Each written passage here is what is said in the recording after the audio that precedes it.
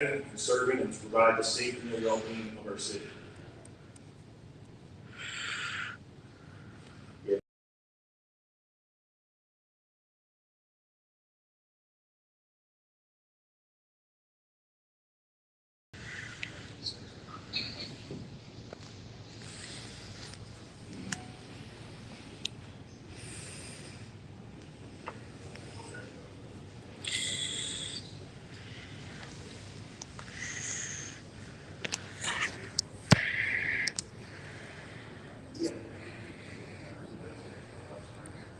I can't hear you.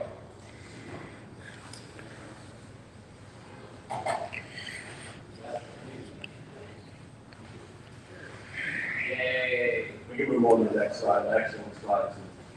But that's the mission statement.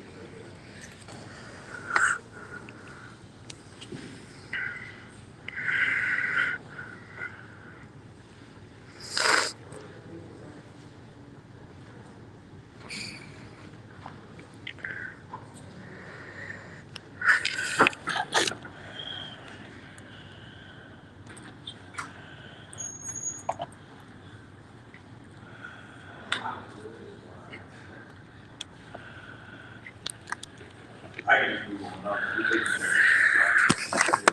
Well, yeah, there we go.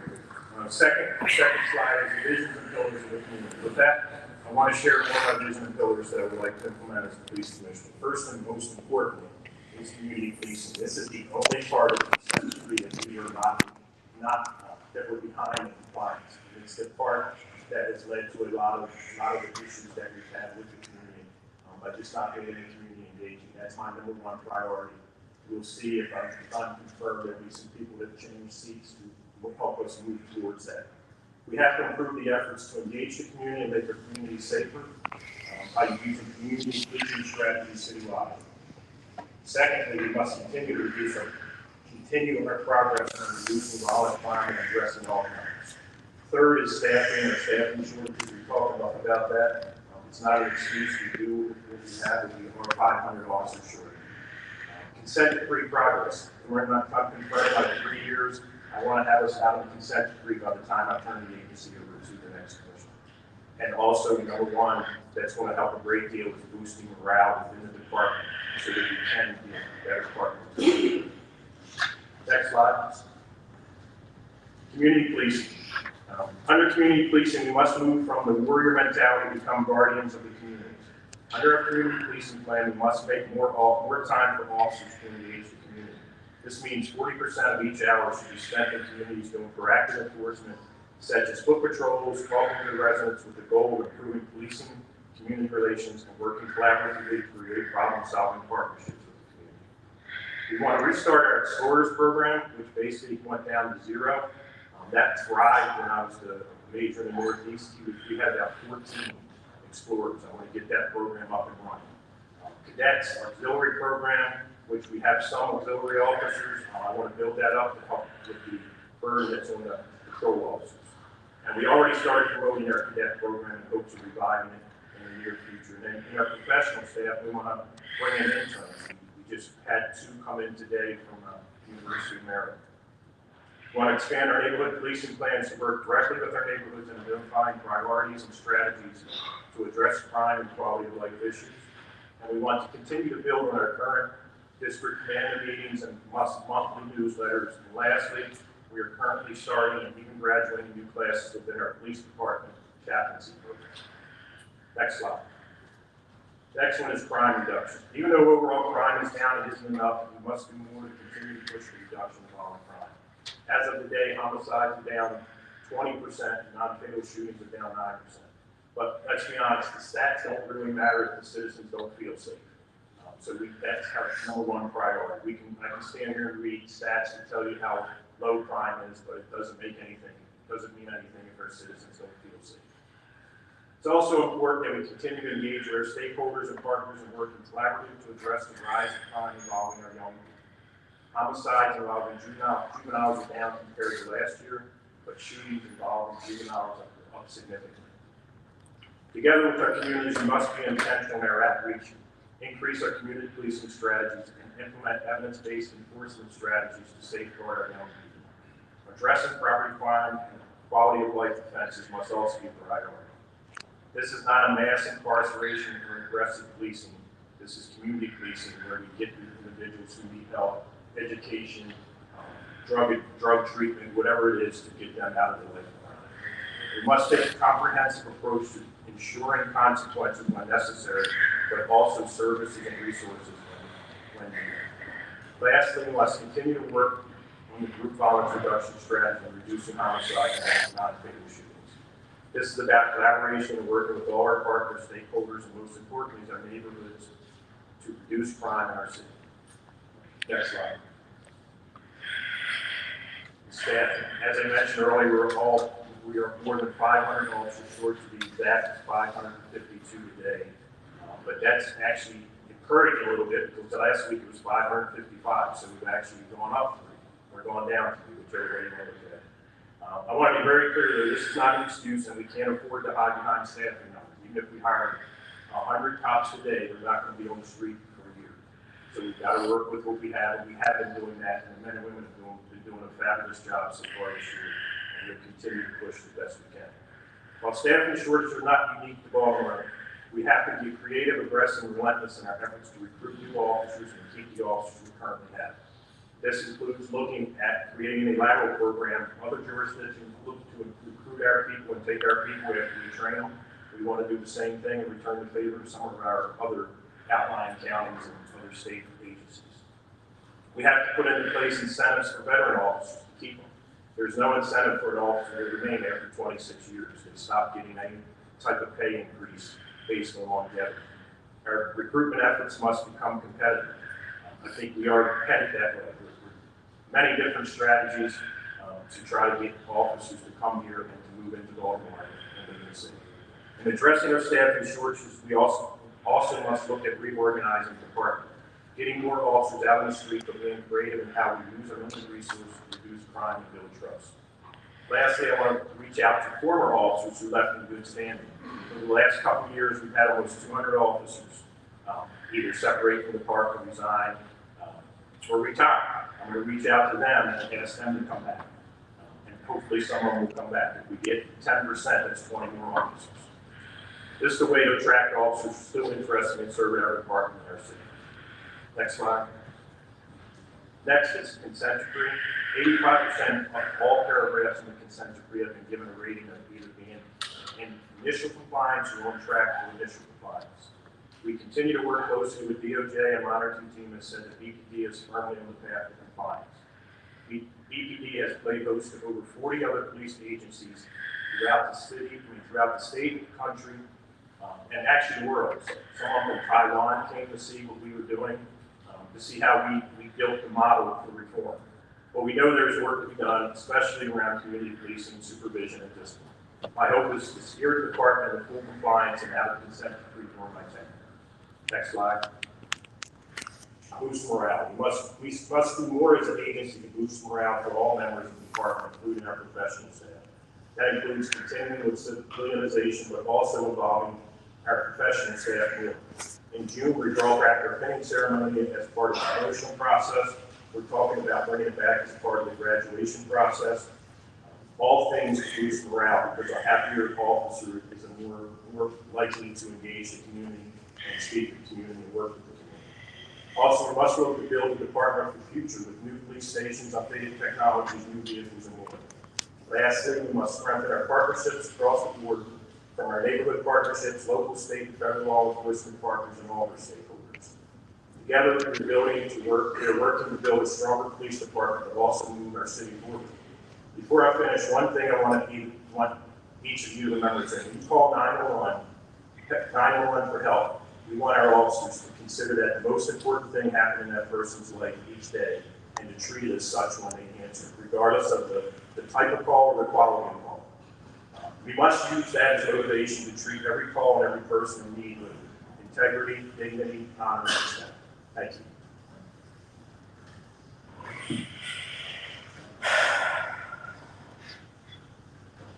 Thank you very much. I'd also like to recognize Councilman Torrance, who has joined us, and Councilman Ramos. I see we're also joined by former Mayor Bernard C. Jack Young, and former council members Carl Stokes and Mary Pat Clark. And we have our state's attorney Ivan Bates here as well. I apologize if I'm missing anybody. Before we get into testimony, I'll turn it over if there's any members of the committee have any questions.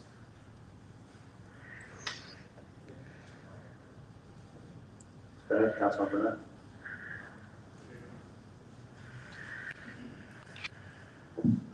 Thank you, Mr. Chair. Thank you, Commissioner, for your team. So I wanted to start, you noted it, the issue of community policing and rebuilding trust within the police department. Can you speak to, given your long tenure in this work, one of the biggest impediments to building that trust has been holding officers accountable for doing the wrong thing? Yeah. Can you speak to your experience and your commitment to accountability and building a culture of accountability in the department, and what your plans are moving forward to do that, so we can have a department that people do trust to do their jobs and do them constitutionally? Yes, one of the big things that Commissioner Harrison did is he brought in DC NATO from FBI.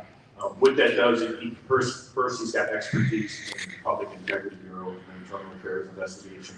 Also, he has really no connections to any of the members, so he didn't come from within. So he doesn't know the officers, so there's no personal relationships with the officers, so he can judge and look at things a little more from an outside view and give discipline effectively and quickly. One thing we do have to work on is getting the cases done quicker. In the past, what would happen is cases would sit for a year, and we'd have to charge by 365 days. And we would wait until the 364th day to charge someone, and officers on the sideline for all those years, all those months, not doing anything, and then it starts all over. So that's number one. Number two is we have bolstered our Public Integrity Bureau. It's something we just recently started. We're going to start using, we have used right now, started using sergeants to do investigations. We have officer shortages in public integrity, but because we have officer shortages throughout, what we're going to do is put sergeants to investigate the cases as opposed to officers. Not only that, but it also allows for the better investigation if there is a complaint against an officer or a sergeant. And then just over the last several years, the 4-year reduction between complaints received are down 16%. A lot of our complaints now, more than even external complaints or internal complaints, officers complaining to others. But one of the biggest things we did is we did ethical policing is courageous. What that means is that there's a policy in place that if an officer sees something that another officer does and does not react or does not stop it, they are culpable to whatever behavior that officer did. So that holds them accountable. So there's no more standing around and I didn't see this or I didn't see that. But one of the biggest things we have is body-worn cameras. Body-worn cameras don't lie. They don't hide anything. And they have to turn them on. There's strict policies for them turning them on. And they're punished for not turning them on. So all those things, as well as being overseen by the Department of Justice and the consent decree monitoring teams, public integrity and internal affairs is number one of the top priorities of the consent decree. It's one of the units that is required to be fully staffed. Everybody else several other units are not fully staffed because of staffing shortages, but we're doing that by putting sergeants there and making better investigations. Plus, we're giving them a ton of training. They never got very little training before. So all those things are leading up to making us a better police department to hold officers accountable. Am I going to do that? No, we're going to start with one and we'll go with it. Councilman Ramos. Thank you. Thank you, Mr. Chair. Thank you so much for being here and for all you've done, and I think we'll continue to do.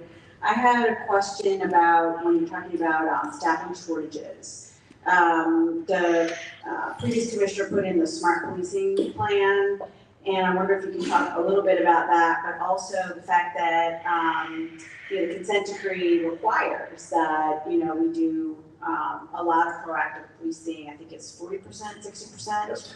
And, so we're not, I'm just gonna say, we're likely not ever gonna get to the staffing level that has, been articulated because this is a national issue and not just because of us. So we need alternatives. So I'm wondering if you could talk about your strategy for getting to that 40% community policing. And it links up to another question I will have later about the NCOs, but I just want to really understand a little bit better about how you're going to get there, and also just coming up with alternatives like smart policing in order to utilize our resources more effectively. Yeah, basically, you're right, we're never going to get to probably 2,600 cops unless something dramatic happens. We have to do what we have to do with 2,045. I think that's the number. But what we have to smart policing is diverting calls to either the telephone reporting unit, 311. You can report your incidents online. I'm sorry, just to clarify, are you going to do anything more than the smart policing plan, or you're going to just keep with the smart policing? No, I'm going to keep with that, but I'm also, that is actually helping a great deal. And they're also going to put mandates for the officers to dedicate time to walk on foot. There are going to be times where they're going to have to get out of the car.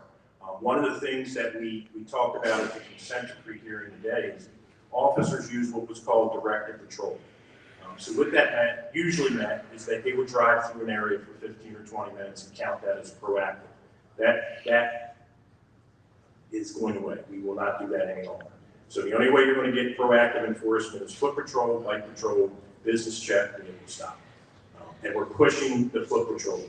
And the one thing that I've seen is over the community meetings over the last couple of months, they've been watching. They've been hearing me say foot patrol, foot patrol, foot patrol. So we've gotten a lot of compliments about officers being out of the car. And I think we're not too far from that 40%. Because I look at the calls for service, I look at the amount of time that we spend on calls for service and how many calls we have. Redistricting is going to help that immensely because it balanced out all the calls for service. It was done so that all 9 districts had the same amount of officers and they handle the same amount of calls per officer. I think that's going to balance out a lot of it. But the biggest thing is just being more concise with your time. If you got a half an hour, get out and park your car, walk foot, check into the businesses. But the biggest thing is with more supervisor oversight. Commanders are going to have to hold the sergeants and lieutenants accountable to oversee the officers and ensure that they're doing these things. When they're called, they've got to do checks and balances. They call out foot, look at the body on camera and see if they are walking foot. Those are things that we have to look at because I think we're not that far away from having enough free time to walk. We'll get there eventually, but I think also as we reduce crime, we continue to reduce crime, it's going to take less and means we need less and less detectives if we're investigating less crimes. It'll get us a chance to put more officers on the street. Civilianization is going to get us to the point where we're going to be able to put more officers on the street that are now currently in administrative jobs. We're going to balance out our shifts when we bid for leave. So we're losing a lot of officers on the Charlie shift, which is 3 to 11:30.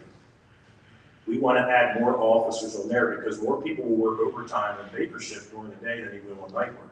So if we balance out that shift and we allow the daytime overtime, you're going to get more production out of that shift because you don't have officers working overtime and working 12 and 18 hours. So those are all part of the things with the smart policing. But anything else that we all constantly visit other agencies to see what they're doing, to give their units time to get out of the car, walk foot, or community engagement. It may only take 10 minutes to get out and do a business check. So those are the things that we're going to continue to push for. Community policing is my #1 priority. It's always been my #1 priority since I've been here. Thank you. I have more questions before we get to the next one. Can we go down the road, Councilman Torrance?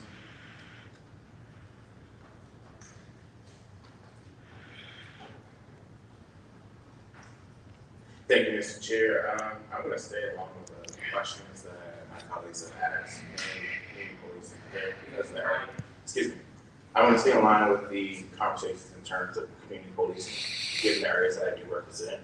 Our recent consent decree hearing said that we were behind on it, so I want to know what measures are we taking to catch up and be there, because I hear from both ways. Trust is one issue, but also there's presence is another, but also genuine relationships with communities is one. There's going to be a few changes around and in the command, but there's also going to be more oversight. There's going to be another professional staff that's going to go into that unit, go in to oversee community policing for our micro policing plans.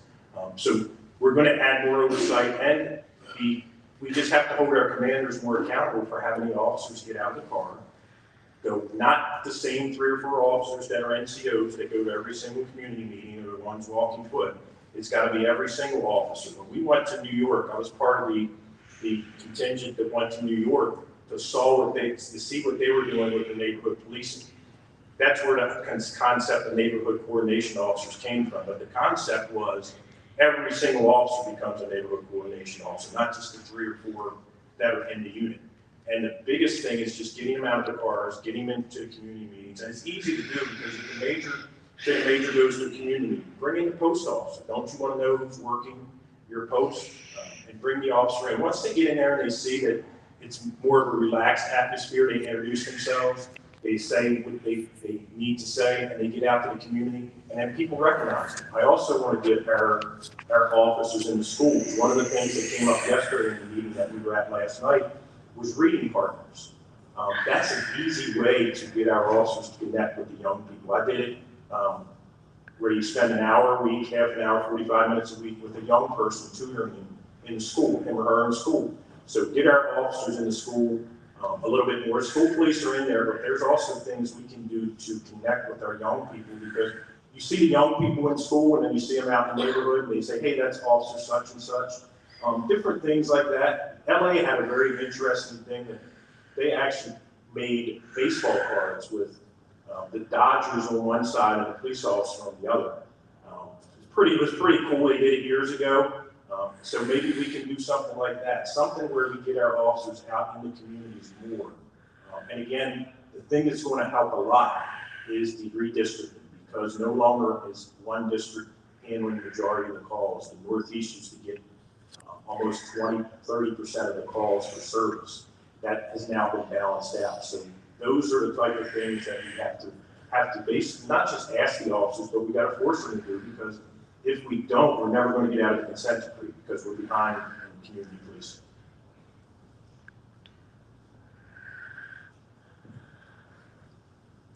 Councilman Conley. Thank you, Mr. Chair. Good to see you, Commissioner. I don't have the same kind of questions that my colleagues have. We talk a lot. You sit before my committee all the time. I've asked you every question I can think of. The one that I probably have not asked you, and I'll ask you now, is what can we do to help you be successful? This council really wants to see you succeed. We need our department to do well. So what can we do to help you be successful? Yes, sir. I think the biggest thing you can do is help us with all the wraparound services for our young people, because those are the ones that are being victimized, and those are the ones that are really not getting a fair shot. They're going out and you see they're graduating, and there's got to be some type of discipline for anybody, but for young people especially, because if you go out and you steal a car and there's no discipline, next thing you're doing a carjacking, and then you get a felony record, and then you're scarred for life with a felony record. So I think we have to do those type of things, continue to work on the group violence reduction strategy. And then if we might want to visit something with the handgun violations, I don't know if a mandatory sentence is the right word, but something where and I'm not saying about the length of the sentence, just the fact that if they know they carry a gun on a second or third conviction that they're going to go to jail for a certain period of time, it may make somebody think twice about carrying a gun. Councilman Costello. Thank you, Mr. Chairman. Interim Commissioner Worley, notwithstanding a reduction in violent crime and implementation of the consent decree and that balance being the most important thing. Can you talk about what the strategy is to deal with the increase in auto thefts, specifically Hondas and Kias? And can you also talk about, and I'd like specific data on the number of club devices that have been issued, how many are remaining, and what is the strategy to re-up that supply to continue the further reduction in those numbers? We have issued over 3,000 clubs, and we want to continue to encourage individuals who have Hyundais and Kias to get the update.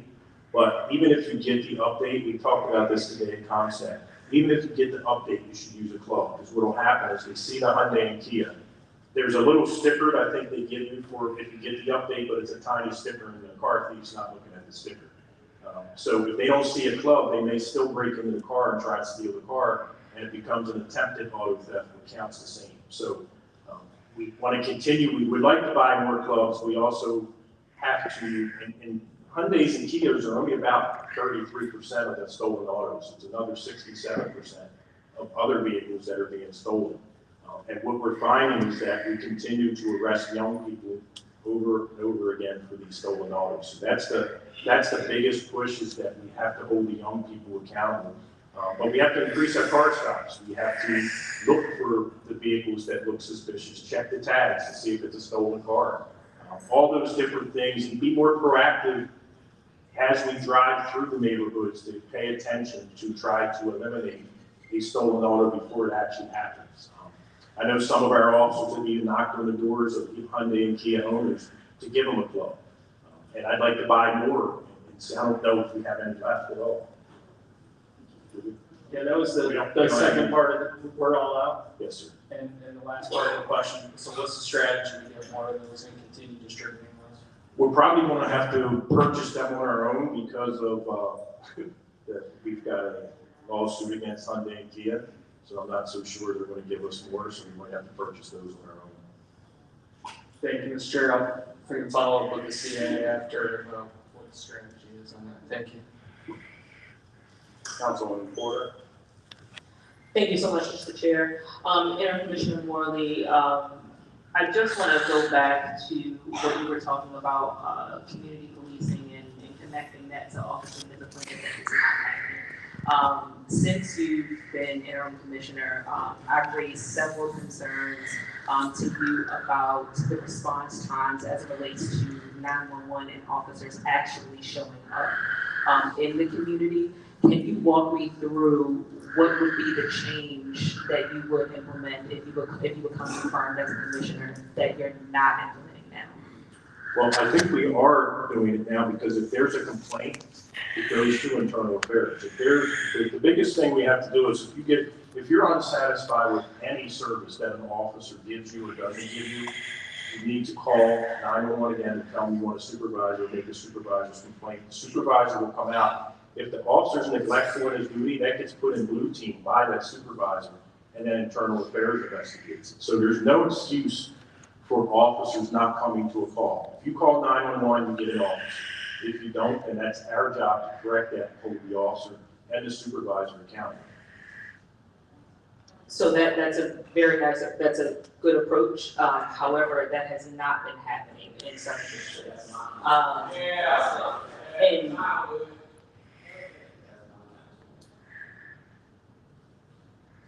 And you know how to play that. Thank you.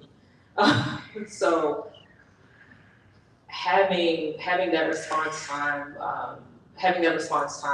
within the districts and the community over the past month and a half have been 6 that we have raised up to you, and I know a few other council members have raised them to you as well. And so I'm wondering what else could be done, because there's a large agency that you are representing, and there's going to be a shift in regard to the apathy and lack of transparency within the department. So it's not going to be just a night and day to bring it live. What are you going to do to ensure that we phase into that as quickly as possible? Well, the ones that are brought to me have been turned over, and they could be under investigation right now. I don't ask about them once I turn them over, because eventually what would happen is, for example, if they are under investigation and they get a punishment that goes to a trial board, it may end up coming back to me for the final determination.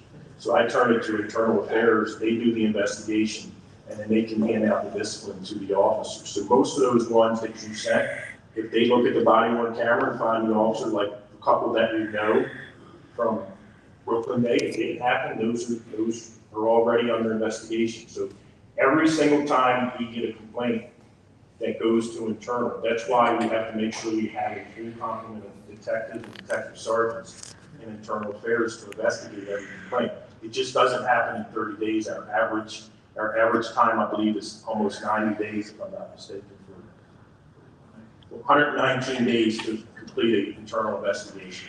So those are probably under investigation, and the officers will receive some type of punishment, depending if it's their first offense, second offense, third offense. And the way it works, if it's a third or fourth offense, there's a matrix that you go through. If you get, say for example, you might get a letter of reprimand, then it goes to loss of leave, and it could all go all the way to termination if you continue to the same behavior without correcting it. How would the community and or council member know what the outcome of that investigation is? We can actually, I don't know how did the community find out? Yes, ma'am. So whoever the complainant is who will get a response back as to what the finality is. We have an online portal now that anybody from the public can file a complaint. That'll give them a unique identifier. At any time they can go in, put the unique identifier into the system. It'll tell them the status of the case, where it is along the way. The information goes back to the actual complainant who made the case. That's who we would have on file, and that's who would give the response. And there's also a complaint testing program as part of the consent decree. It's mandatory to make sure that the complaints that the citizens make actually get to internal affairs to ensure the checks and balances are done for those officers. I'll save my questions for the next round. Councilman Glover? Thank you, Mr. Chair. My question to the commission, well, if you are the commissioner, soon, I'm getting a lot of calls, like 311 calls and 911 calls in reference to quality of life crimes. And when those officers do get those calls, they're not getting out, they're not writing any citations or anything of that nature. I heard early on that, we're working closely with the state's attorney's office in reference to getting those citations out, but we're not saying that. And there's a great percentage of individuals are saying that police people are just sitting in the cars. I'm sorry, go ahead. That is one of the biggest complaints that I've had. It's the biggest things that I'm pushing is getting them out of the cars. If we do get the quality of life complaints, there's a process to go through it. The first presence and then warning. If the warning doesn't do it, then they get out, they should be writing the criminal citation. We did write several of them, and because it's a new process, we had to send those back. They never made it to the state's attorney because we had to correct them. Are we training? Yes. For that? Yes. And the state's attorney has done something really, really good for all of us in the fact that they're going to give us a card that has the exact wording of the charges. So that, because what happens is citations, we finally moved everything to digital, and then now citations are getting handwritten because we have to give them a copy. So we've got to get the officers back in the handwriting the citations, and you have to write the wording correctly or it gets voided. So the state's attorney is giving us a card to keep in our pocket so we have the exact wording to do, but we've got to do a better job of giving citations. And when we do give them, we have to make sure they're correct. It doesn't do any good if we're not turning over correct citation to the state's attorney, because it's not about the punishment part, it's about most of those quality of life. Those people need services other than law enforcement or jail time. They need either community service, education, or drug treatment. So that's the purpose of that. Now, obviously, if they don't adhere to those processes, once they get the opportunity to do them, then it can escalate to something more in jail time. But we've got to do a better job of it. We are training, and I think you'll see some improvements. It's a brand new strategy, and like with everything, when we started body-worn cameras, we were bad at it. But after a couple months, we got the hang of it, and we've been sending, for example, our records management system. They review every citation. If it's wrong, they send it back to the officer and the supervisor with how to correct it, how to write it properly, so that they don't make that same mistake again. What's the timeline that you're getting set to have that corrected? It's in the process. Everyone that's already that was written wrong has been sent back to the officer. And then what we'll do is we'll look and make sure that if we have a repeat offender, like if the same officer continues to write them incorrectly, then we can send them back to the academy for training. Or if it's, we just have to investigate to make sure that they know what they're doing. But the biggest thing is making sure that when the officer writes it, that it's exactly right, so we can turn it over to the state's attorney for what they have to do once they appear in court. Cool. And the other question I had, Mr. Chair, if you don't mind. I know that when you had taken the office of acting police commissioner, I remember there was a question that was raised to you on, like, what is your plan for Baltimore on changing the trajectory of the police department into that nature? And I know many times you referred back to what Commissioner Harrison had in place already. And I remember having a conversation with the police department at a public safety hearing that, you know, I understand the police commissioner's plan at the time, I understand the mayor's plan at the time, but I also understand the constituents' plan. The constituents' plan that we want results right now. What I'm saying right now is that my community is still continuously, what's happening is open air drug market.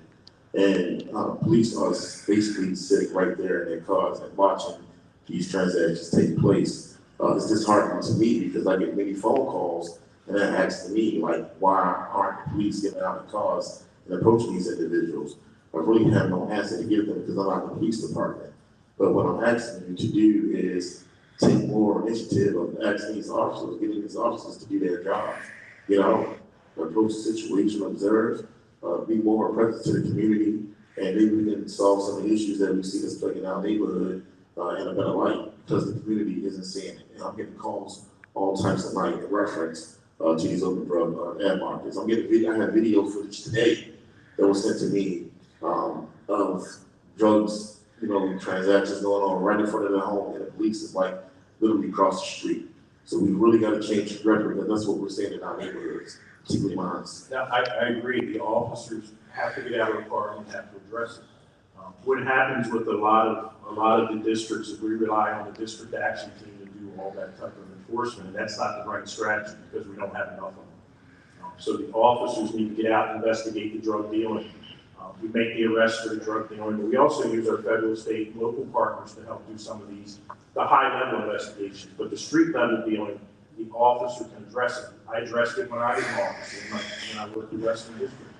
And the biggest thing is getting them out of the car, going up, speaking to the individuals. But if you're sitting there and they're brazen enough to do that in front of you, you need to take action because they're not having any respect for you or the community. And it's our job to make those arrests when someone's dealing drugs in front of us. And we have, I know my lieutenant colonels here, they've been watching the cameras that are around a certain area and calling out to the commander because it's no sense for us to call, for a lieutenant colonel calls the major and makes the major address it because we have cameras in our offices, we can watch certain areas. And I know they've been doing it every single day. We addressed it at CompStat about what are your officers doing in this area when they're clearly dealing drugs. So we're pushing it down, and we just got to keep driving it home to them because for the longest time, we weren't able to enforce the drug activity. But now we can, there's no excuse not to. And you know that, Commissioner, I'm not Councilman, so I'll let you still have the second question, so we're gonna hold on that. Yes, sir. And so, first I also want to acknowledge that the acting commissioner, along with the mayor, went around and did a lot of community engagement sessions and answered a lot of questions from the community. And we want to follow that lead as well. And so instead of what we normally do and allow the committee to ask as many questions as they like, we're going to turn over into public testimony to give the public an opportunity, those who've missed those meetings, an opportunity to speak. The rule when testifying before the committee is you speak to the committee. You don't address anybody else in the room, you're addressing the committee and the committee alone. And I'd ask that you keep your comments brief, and we're going to all be respectful. That is the main rule here, is to be respectful. And so we'll start off by calling up former Mayor Jack Young. Thank you.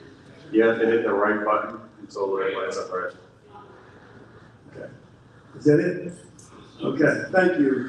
First of all, thank you for allowing me to come here this evening and speak in favor of Acting Commissioner Worley. I've known him for the last about 28 years. Found him to be very competent, a very good man who gets back to you on all of your calls. He never missed a call from me, and I called him when he was on vacation, and he answered the call.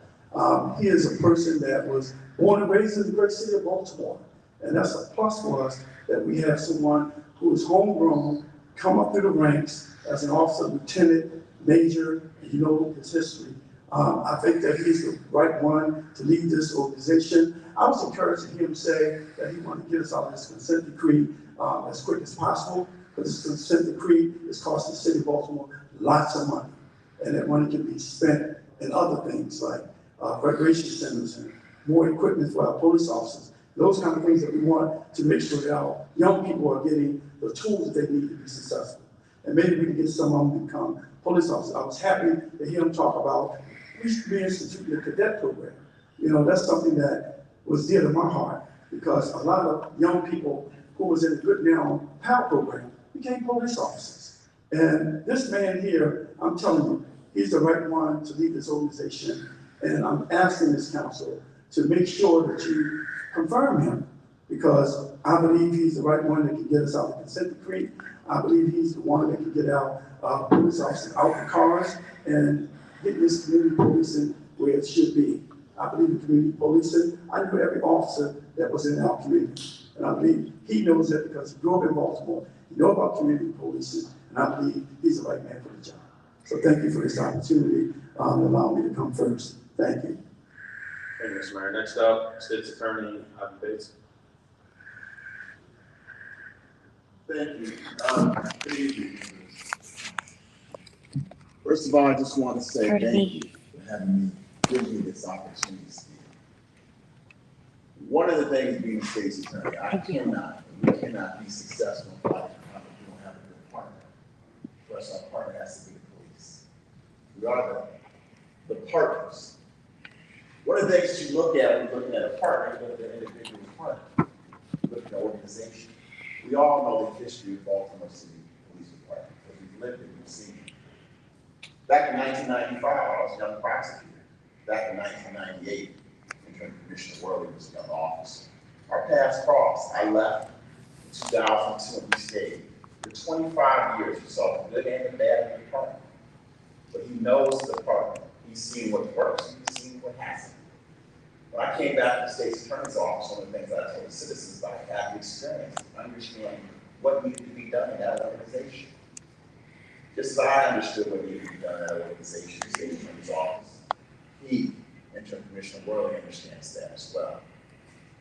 We sat down, we talked. I didn't really know him that well, but we began to develop that relationship, that bond, whether we go to lunch once a month.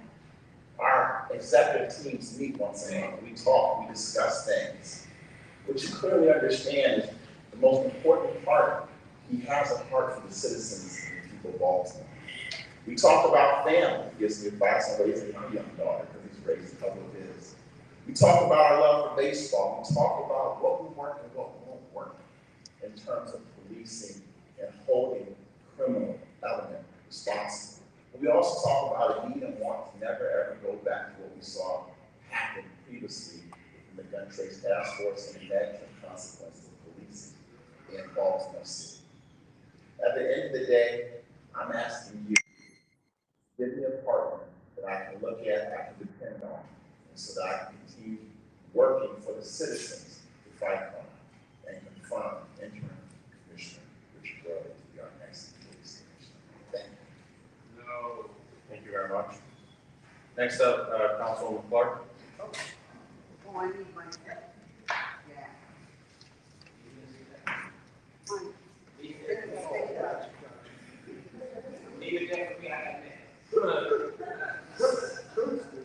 So moved.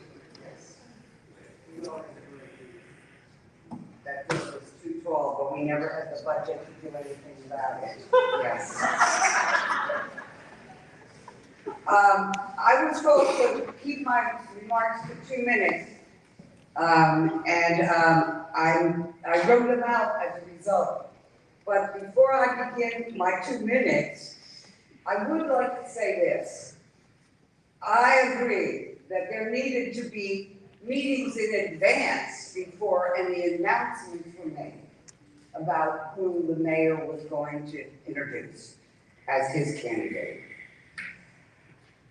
But it's been a long time anyway, getting to where we're going to get at Halloween or maybe a little earlier than that.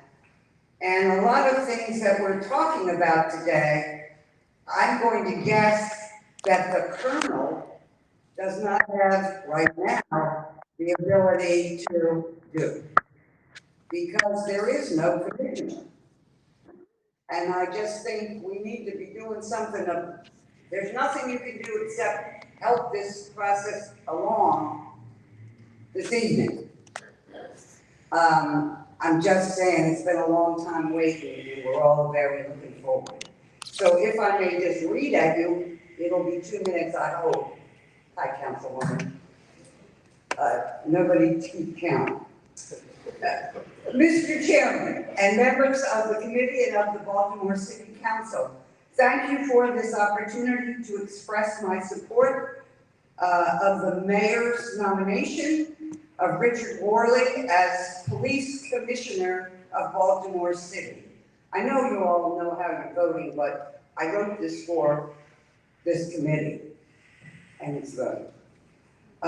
For 7 years, I partnershiped closely with Captain and then Major Worley from the 4th City Council District I represented to the Northern and Northeast District, where he so ably and responsibly led.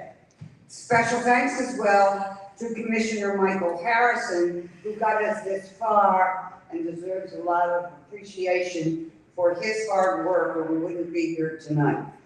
Thanks also, and I want to extend publicly my own personal gratitude and sympathy to Ms. Crystal Gonzalez, who has basically reached the heart of the matter and of the city of Baltimore to help all of us realize the deep grief that this whole situation of crime has created throughout our community, and how important it is for us to get back to that new normal, to a new normal of safety and healing.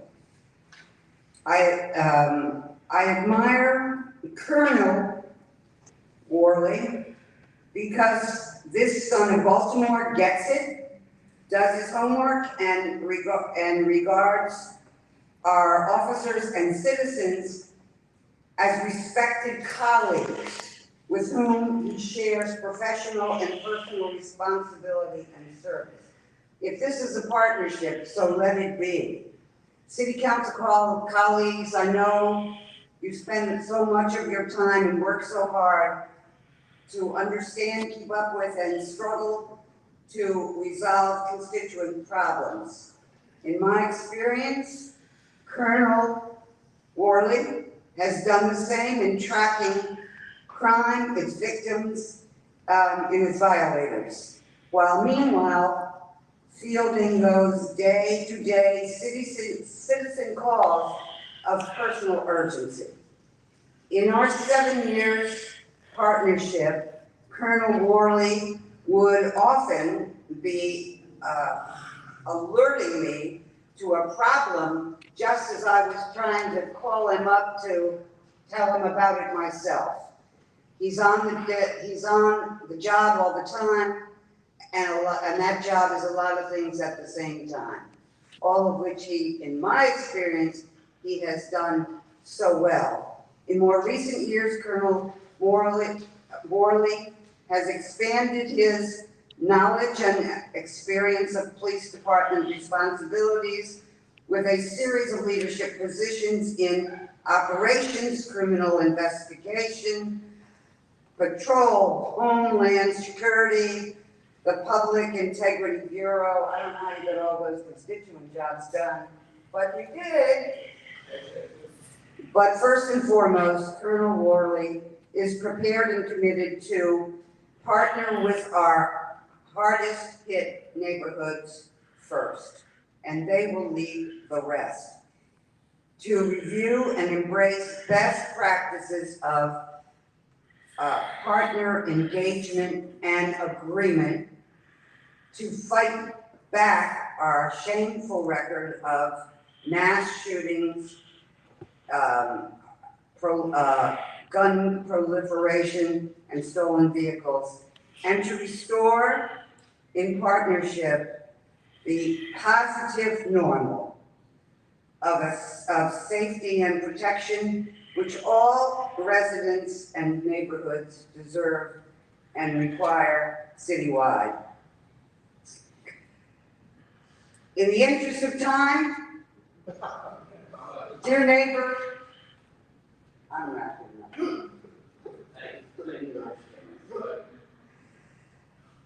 In the interest of time, dear neighbors and colleagues, go O's, vote Worley, and thanks for your attention and consideration. Mary Pat. Thank you, Councilwoman. Thank you. Next up, Councilman Stokes.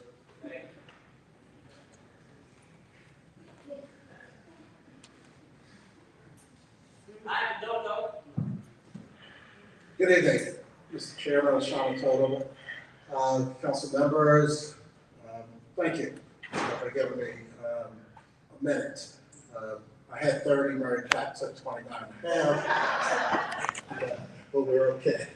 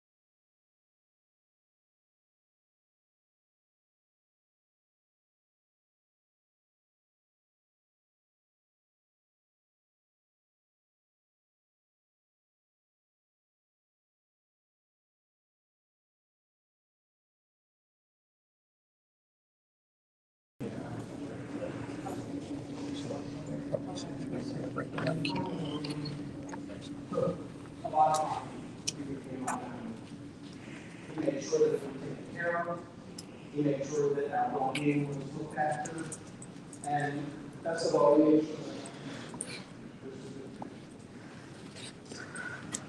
Right now, need continuity.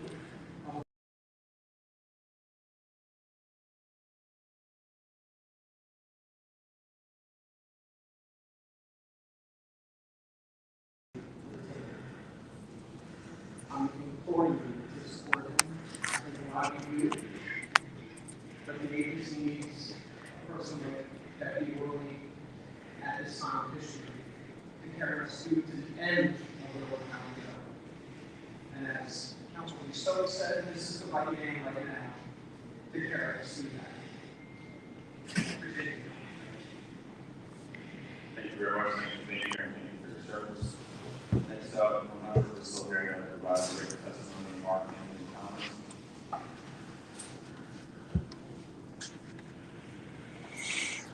Good evening, Councilman. I lead the Greater Baltimore Committee. Our organization, like tenure, has taken a more active role in making regular public safety issues. It's a pleasant to actually work with the acting commissioner to not only just bring me into Baltimore, we have the pleasure of serving as the person who litigated the driving school within their first month of Baltimore and all of the experience. But we've been working pretty closely to build trust and establish collaboration with his team and the broader public safety community as we really bring the business and civic leadership to support the ethics set part of all of us. As part of our multi-year agenda, we've committed to two goals: reducing gun violence in our communities and supporting the police in recruiting and retaining our officers to carry out our mission. And obviously, we believe that collaboration is important. The JDC has actually met with the commission. He is someone committed to working with us to deliver the goals that we've set. Under Commissioner Harris's leadership, the Department made tremendous progress in much needed reforms, including improving operations, involving the way policing happens in the city. And we're super confident that the acting commission can carry out those continued changes, and we look forward to working closely with them to make sure that happens. Thank you for saying the GDC supports the confirmation of as our next semester of the police department. Thank you. Thank you. Next up, Natalie Preston.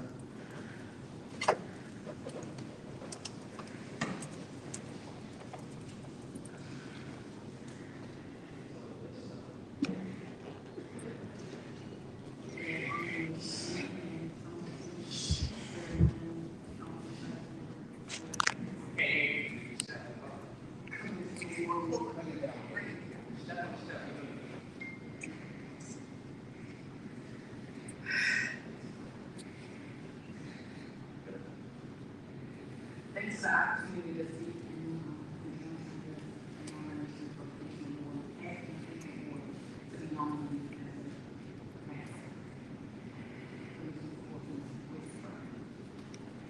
I stand here as a God representative for the Baltimore Police Department. I want to say that me, as a member, express our support and our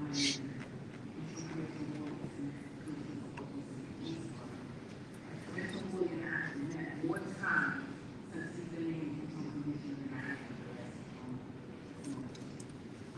That's to discuss some issues, not many more trying to but some issues with the community and information is what we are community members and I believe that information that too. And we can come with those concerns that we address. And based on that, in my perception, Commissioner Williams and being a form of what the commission, and I know the hard work and dedication that he has put into being a commission. There's no day of time that I cannot call him with anything and respond. So with that being said, and talking all around, and we did this presentation, morale is needed in the police department. And I think that is important at the head of the, and I want to get that, so that we can also, and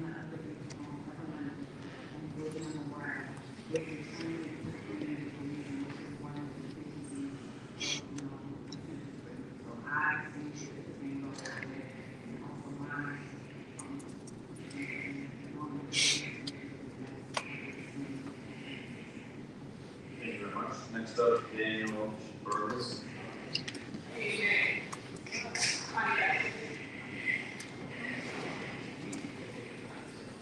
Thank you for your time, everyone. I'm here on behalf of the community. My name is Daniel Burgess. I work for a youth organization called Borough Homes in Brooklyn, Maryland. I'm doing 5 years here in Nashville. I've worked in the community since 2015. I work particularly with at-risk youth. It's work that I'm very passionate about. The reason I'm here is not because I have to say this anomaly. It's not because I have a personal grudge or I haven't even been to about who made the best of the job. The reason I'm here is because our city council has failed to become a community, has failed to get a community and opinion for a chance to learn about it. All the wonderful things that these folks have said, it would have been great if they could have said in the book. It would have been great if they could have said to some of the faces of the individuals who had not every single day worried about how the community and the veterans of the world should be. This all seems like a flaw, right? It seems like a flaw of people who make opinions based on their interactions with each other and leave us out. And that is a disservice to every single member of the community. We've gone word around a lot, and the word that we've gone around is trust. How do you trust when you don't know? I didn't have the privilege of going to school, serving on the board, all these things. I didn't know from home along. And I feel bad because I'm here going against who make me very wrong to get our solution.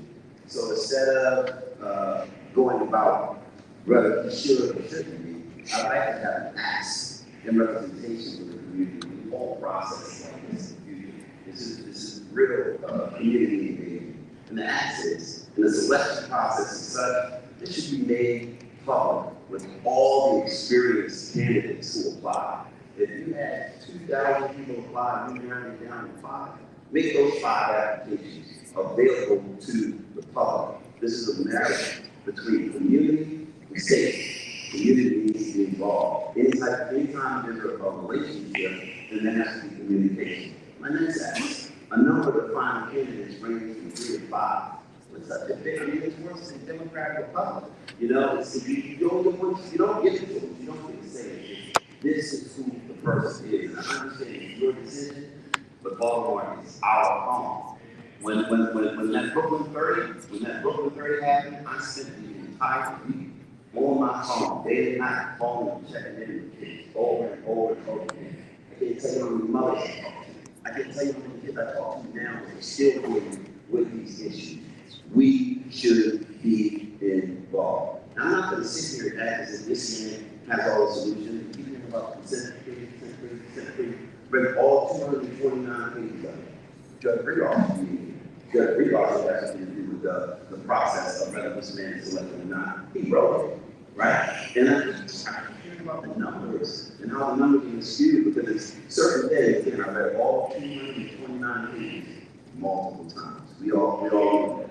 Very familiar faces in here from my work in the crime department, with the police department, and Commissioner Harrison. But my point on that is, if we know that in order to fulfill the requirements of the consent decree requires 10,000 officers to hit certain numbers, right? And we only have 2,000. Does that mean, we just can't do it? Well, why don't we balance that out? Why don't we use those numbers to forecast? It's supposed to be based on the consent decree. 2 NCOs in every single community. But we don't have enough staff for 2. What's the ratio? Do we have enough staff for 1.75? Then if it's the 1.75, who are the 1.75 and why are we not doing them accountable? It's almost like we got a document drawn up that we knew we couldn't fulfill the requirements of. And because we can't fulfill the requirements, we just say, well, I can't do anything. That's almost like my wife and me say, yeah, you're obligated to take me out once every single year to the best restaurant in the world. And then I say, hey, I can't afford to take the best restaurant in the world, so I don't take you anywhere else. Why not take a chance? Why don't you show me what's working? Why not? And I'm not speaking to him specifically. With all of this time, why aren't there any numbers that match the shortage of officers that will fall? But I'm going to get back to the ask. The ask is the resumes of applicants be submitted and made available to the public 30 days prior to the decision being made. It's not we don't trust him. We don't trust you.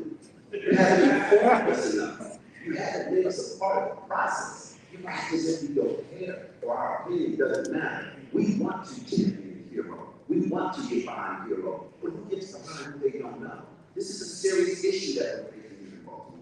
Next, I'm asking that the policing history of each candidate be made available to the public for 30 days prior to the decision. That's how you trust. But I don't care who you nominate, you still need us to do your job. You still need me to do your job. Nobody's going from 4th Street to 10th Street besides myself in this room. And of course, my councilwoman, because she does that. She's on 4%. I'm there on a regular basis.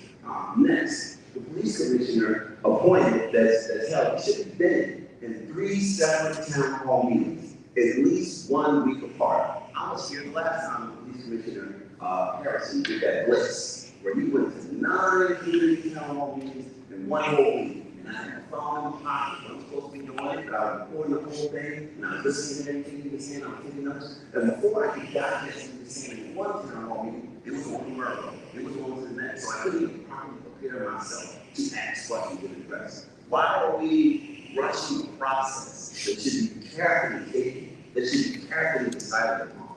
Why are we in such a hurry to make a drastic change for a community and a city that's suffered so long, even suffering for decades, but we're making a decision in weeks?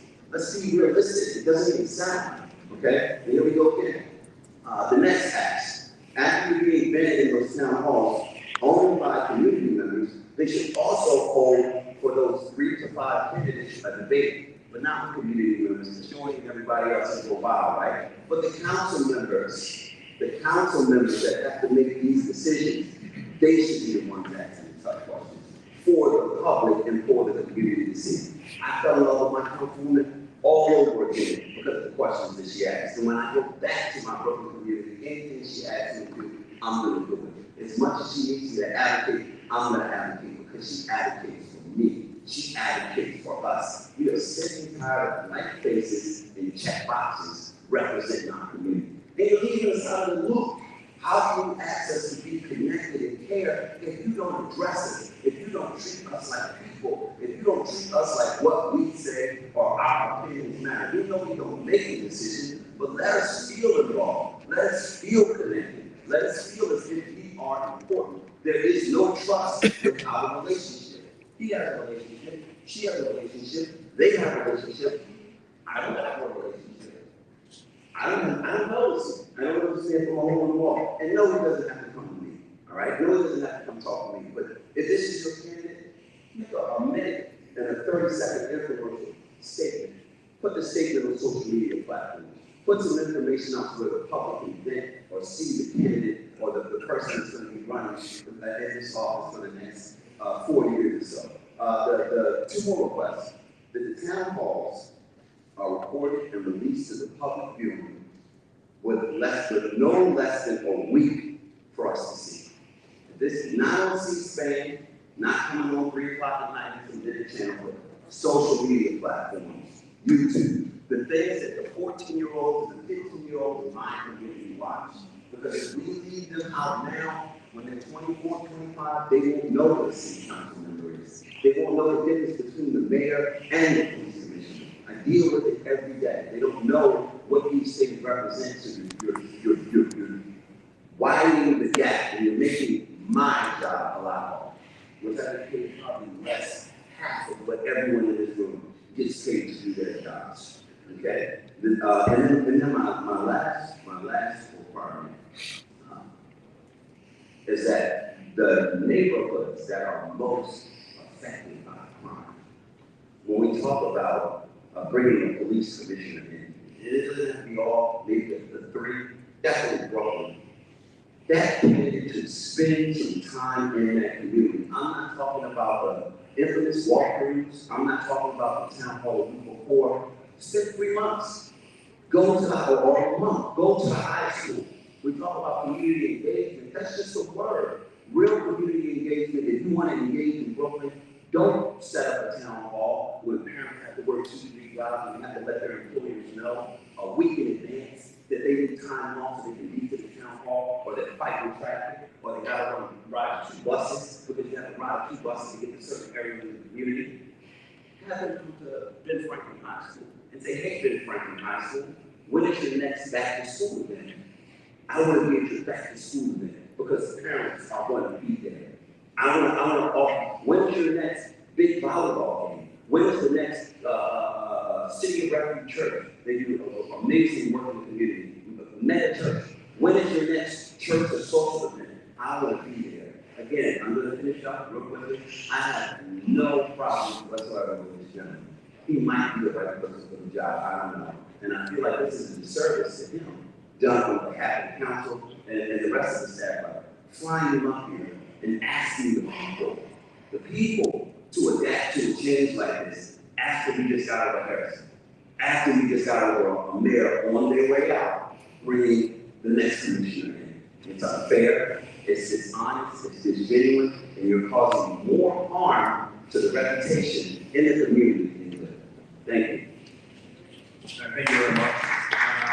Just as a point of clarity, so I just want to explain the typical process that's been in place when the mayor does make a nomination, takes away the council. There's a small window in which the council has an opportunity to host hearings like this. We can't go many months, otherwise the nomination becomes confirmed, even without that engagement. But I will say, I've called mayor for scheduling, I believe it was 7 different public town halls to bring a nominee around. But in addition to that, this nominee has also made himself available to anybody who's asked. I know I posted a town hall last night. I asked them to do so. They did. It was not one of the mayor's town halls, but in addition to that, they were people there at a senior center. And so this commissioner has made himself available, and I'm sure we'll continue to do so because that's what he's done for his entire career. But we take the feedback, and certainly if there are ideas to change that, please send them over that stuff that we'll have to change within the city charter. How that process works, we can just decide to hold things a certain way when the charter describes how we have to confirm a nominee, whether it's for the police department, any city agency, or any of the board of commissions. Understood, and I'd like to change the song. That's exactly the problem, the process that you go about performing. We all know realistically, like I'm gonna keep it savage, okay? We all know realistically, members of our community don't have access to these platforms that are making available. You know, I work with a community that isn't used to the norm, and that is Baltimore City's responsibility to keep those in the loop. It's almost like saying, we make it available for you to read if you don't know how to read. Now, I'm not saying you teach people how to read. I'm saying you use different ways of making services like this available. I'm a community guy, and I just found out about this 2 years ago. Okay, there are plenty of ways that you could reach the masses and focus on the communities that need it the most. How did you inform Brooklyn? How did you inform Brooklyn? How did you inform my community? There was none of the Enoch Pike Library where all the regular narcissists, training all the prostitutes and the junkies and the dope fiends hang out. I didn't see anything. I didn't hear anything on the radio. If we can advertise and sell merchandise, how can we can advertise a decision like this? This is basic business. This is the basic method in which we operate. If you want to get your word out and you're saying that the methods that you're using are effective, then we wouldn't be here today. And this disconnect between community, and when I say be here today, I'm not talking about this meeting. I'm talking about the disconnect between community and police. So find effective methods. Get more community members involved. Ask me what's the best way to reach the audience, because what you're doing is effective. I know I can't reach this man. I don't know how to contact this man. They know me. The police department knows me. Miss Brown knows me. Miss Lindsay knows me. I've been very effective trying to reach Commissioner Harris. Ask her how many times she's had a conversation with me. Ask her how many times she's had a conversation with me. Ask her how many times I came up to the police department and brought crack case. Ask her how many times I came up there just to have a minute to talk to them when they're trying to get attention. Unfortunately, the members of my community aren't resourceful with me, and they have to work 9 to 5s. So find better methods of making this thing available to the public to be more informed and involved. Stop doing the same old thing. Thank you. Next up, Wanda Jones.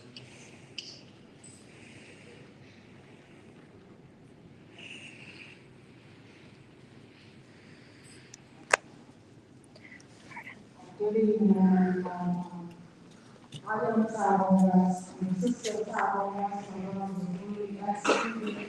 530 weeks ago, 3,711 years ago, 10 years ago, we were living with this pain. And this pain started, and pretty much when Warren was in office, and it's just sad, nothing changed. And it's just sad, we literally had to wait outside. We were here like 3:30, standing outside, but they filled the room with other people. You know, white shirts, everybody got to come sign up. We're standing out here. We always the first ones to go, but the last ones to come in the room. And when I say the first ones to go, our lives matter. Just like what happened in Brooklyn home, Aaliyah's life mattered. The young man life mattered. Brooklyn life mattered. My brother Tyrone West and all the victims of police brutality life mattered. And for Warren, we done been at every town hall meeting that he had. I'm switching my schedule, got my tires slashed and everything, did not miss a meeting. And to hear the same old thing, throwing it into internal investigation when the police are policing themselves. It's ridiculous. These are our lives. We just ask you to hear us. Why can't we pick our own commissioner? How can person who left us, who failed us, he walked away and he gets to pick who's up next? Really, when will our vote matter? And it's just saying, like, we elect you guys, we take good through the whole due process, and nobody listens to us. I'm tired of the Republican show. It's painful. You know, I brought up at the first town hall meeting about the Brooklyn Homes family, and then when Mr. Woody started off, he was saying that, you know, the Golden City Police respects the constitutional, and they also value life. They didn't value my brother's life, and their life wasn't valued. Brooklyn Homes' life wasn't valued. We are not valued. Our pain is not even valued. So how can they sit up here, how can we sit up here and just accept this? It's unacceptable. I really feel like this city is going to hell with a whole can of gasoline poured on top. Something needs to be done. You really need to listen to us, and this process shouldn't be a rushed process, just like the brother said before me. This is something that should be at the table, especially when there's distrust. And then we always talked about, police engagement. Well, the last time I saw police engagement, Makai was pretty much almost murdered. Makai life mattered as well. He left.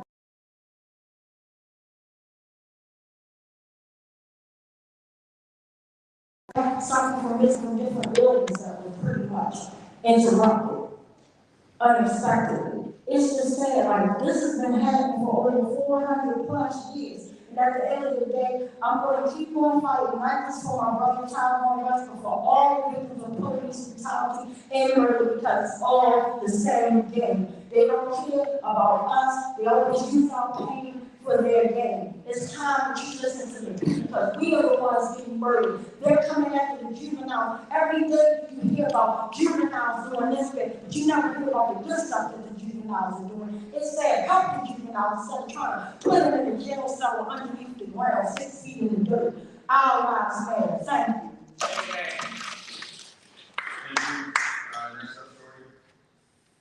you.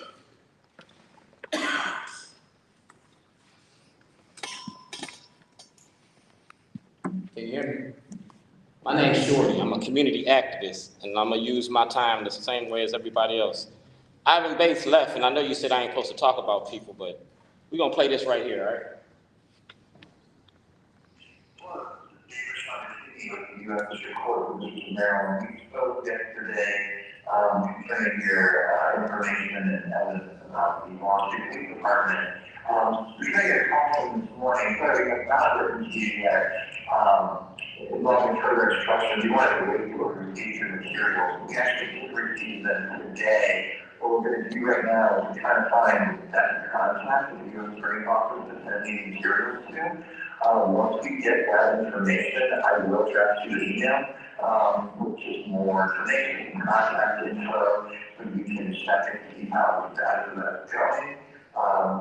As well, if you could confirm your email address for me, I can dshort@gmail.com. But if I have that information, just give me another call. I think you have my number, but it's 410-962-3228.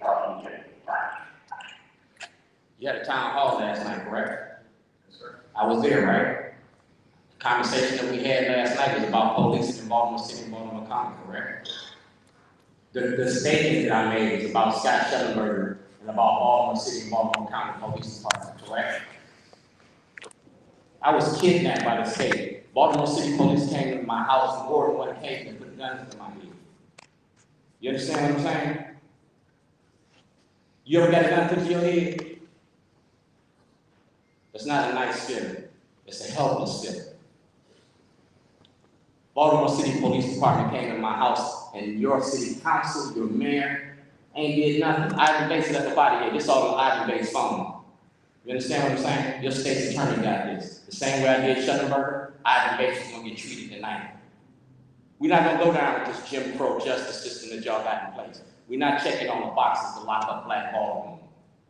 I want justice. So if he's sitting in the seat, or whoever's sitting in that seat, I got an internal affairs investigation, ain't nobody did nothing about it. 3 times the Baltimore City Police came to my house and put guns to my head.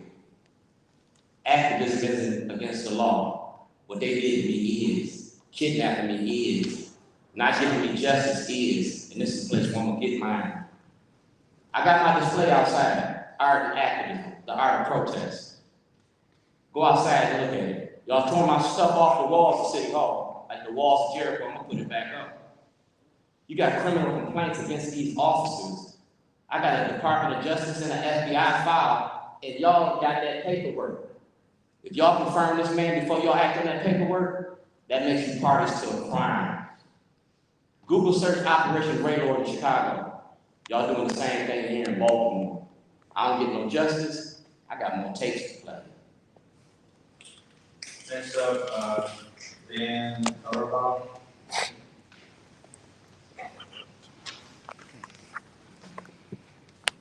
Good evening, council members. Before I read my prepared statement, I do want to address some of the questions that I appreciate that some of the council members brought up and want to connect it to some of the town hall meetings that we had because we heard a lot of the same responses, which is what interim Commissioner Worley wants his officers to do, but what he seems to be unable to get his officers to do or want to do. And there's a huge difference between the two. There's many things that all of us want the officers to do, but we need a leader that gets the job done. So,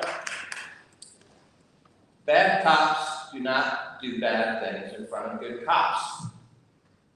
This was interim Commissioner Worley's response to a question about whether he was aware of the misconduct of his officers while commander of the Northeast District from 2012 to 2016. Frankly, I was stunned because the Gun Trace Task Force was operating often in that area at the time. Multiple high-profile in-custody excessive force cases occurred in the precinct.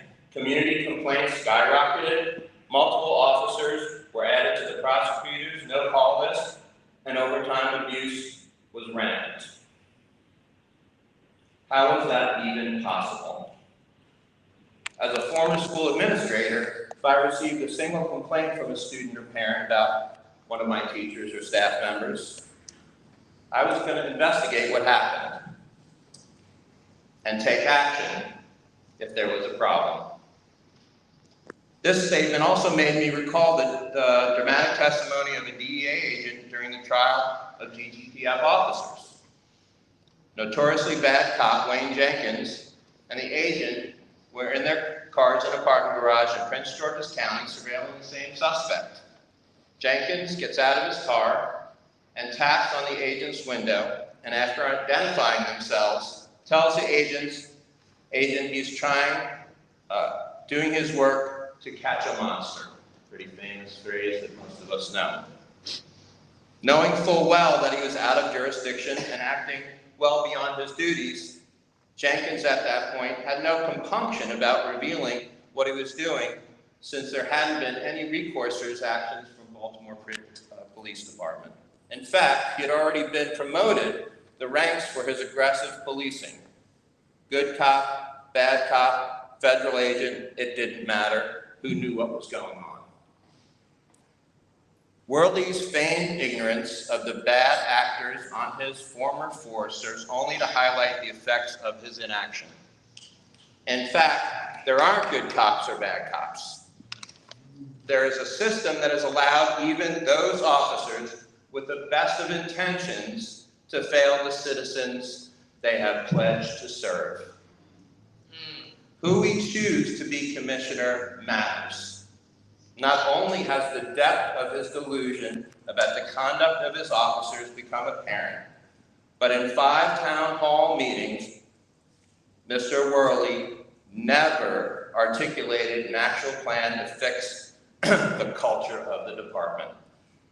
Today, we are asking you, our council members, to take action for the benefit of the future of our city. I emphatically urge you to vote against the confirmation of interim Commissioner Worley. Thank you. Mike check. Mike check. Jason Rodriguez. Jason Rodriguez, can I take it first? Jason Rodriguez. You got time? Next up, Gina Brick. Oh, he might be in the overflow room. Give me a second. If he comes down, he'll be heard, but I got this. Just helping out where I can. I need help. Community involved. Good evening. I've stood before this council on a number of occasions speaking out against police brutality and the collateral damage that results from it, since my family were victims of such. I've spent the last month attending community meetings Mayor Scott had to introduce Worley to Baltimore residents. I already know Worley and attended all 4 meetings to ask about his plans to address police brutality and misconduct. Worley not only repeatedly dodged my requests for specifics, but repeatedly passed the buck to some other entity, Internal Affairs, State's Attorney, Attorney General. I'm a 10-year resident of Northeast District where Worley was a major in charge of, his words, 140 men from late 2012 through late 2016. During that time, there were at least 8 documentable cases of police misconduct, brutality, and even homicide that occurred under his supervision. Cases of repeat violent offenders that wreaked havoc and terror through the community who were never admonished, reprimanded, nor held accountable, with one even being promoted to sergeant. In one case, a victim was brought to the district after being assaulted by some of these repeat violent offenders. When the names of these officers were revealed, even some of Worley's underlings exclaimed, "Again?" Yet Worley said in front of community members that he was unaware of any repeated misconduct while mayor of the Northeast District. He had no wherewithal of the conduct of some of his 140 men. So what makes him qualified and capable of handling a much larger number of personnel if he couldn't properly manage 140 in one district? The commissioner's salary is over $250,000 a year, and I'm telling you, he's already cost taxpayers in Baltimore much more and than that in settlements paid out after his turning a blind eye and deaf ear to misconduct. The Brooklyn Homes debacle is the straw that broke the camel's back. From his tenure as mayor, 6 civil cases from one district in 3 years cost taxpayers $1,350,100 due to the same repeat violent offenders under Worley's failed leadership there. He brags that he's been a police officer for 25 years that were rife with failed policies and corruption that have only undergone name changing with no real observable reforms that were promised. Stop and frisk begat Jump Out Boys, which begat GTTF, which begat district action teams. Worley represents more of the same failed policies, failed leadership, and corruption that has plagued BPD for decades. Just because he didn't get his hands dirty by directly participating in the activities of his officers who were repeat violent offenders, doesn't make him a good cop like he likes to allude to himself as. Worley is guilty by association. Worley is guilty by association. If you want to be a reporter, you're welcome to do so. You can just do so with the media and everybody else who's videoing and you're reaching over into past the line. So if you'd like to, you're welcome to come up here and video with the media. Okay, Worley is guilty by association, has been accessory after the fact of his misconduct, and through inaction and denial has pleaded over and over his unfit for the commissioner position. I'm against this nomination and just want city council to know Worley does not deserve to serve the citizens of Baltimore City. Bill White. Oh, sorry, Mr. Rodriguez. Bill, you're up next. Good evening, committee chair, vice chair, committee members, and citizens of Baltimore City. I'm here to ask for a vote of no confidence and to not confirm Richard Worley as our police commissioner. I have in that district where he came from Northeast District. The death of Anthony Anderson, the brutal assault of Mr. Abdul Salam, just rogue behavior of Officer Ruiz, Officer Chapman, the death of Tyrone West. And just recently at a town hall, Richard Worley said, well, you know, and I'm paraphrasing, for me to know what was going on with over 150 officers, you know, bad officers don't act bad in front of good officers. To me, it's BS. It's pure BS for him not to know what took place. I've been in front of this council for numerous police commissioner confirmations.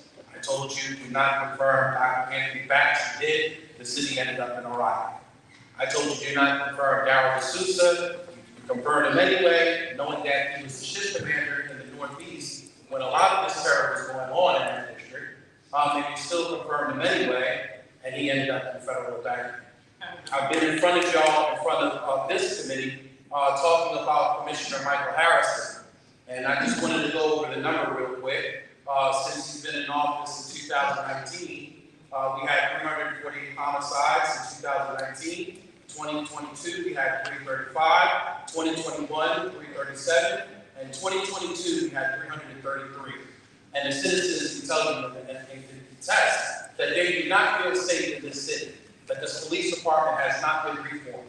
I told you before that you could hire Deputy Dog to be the police commissioner in reference to the consent decree, and it wouldn't make a difference because it was just about following federal orders. Anybody could have been hired. A good candidate, someone that was good for Baltimore could have been hired at the time.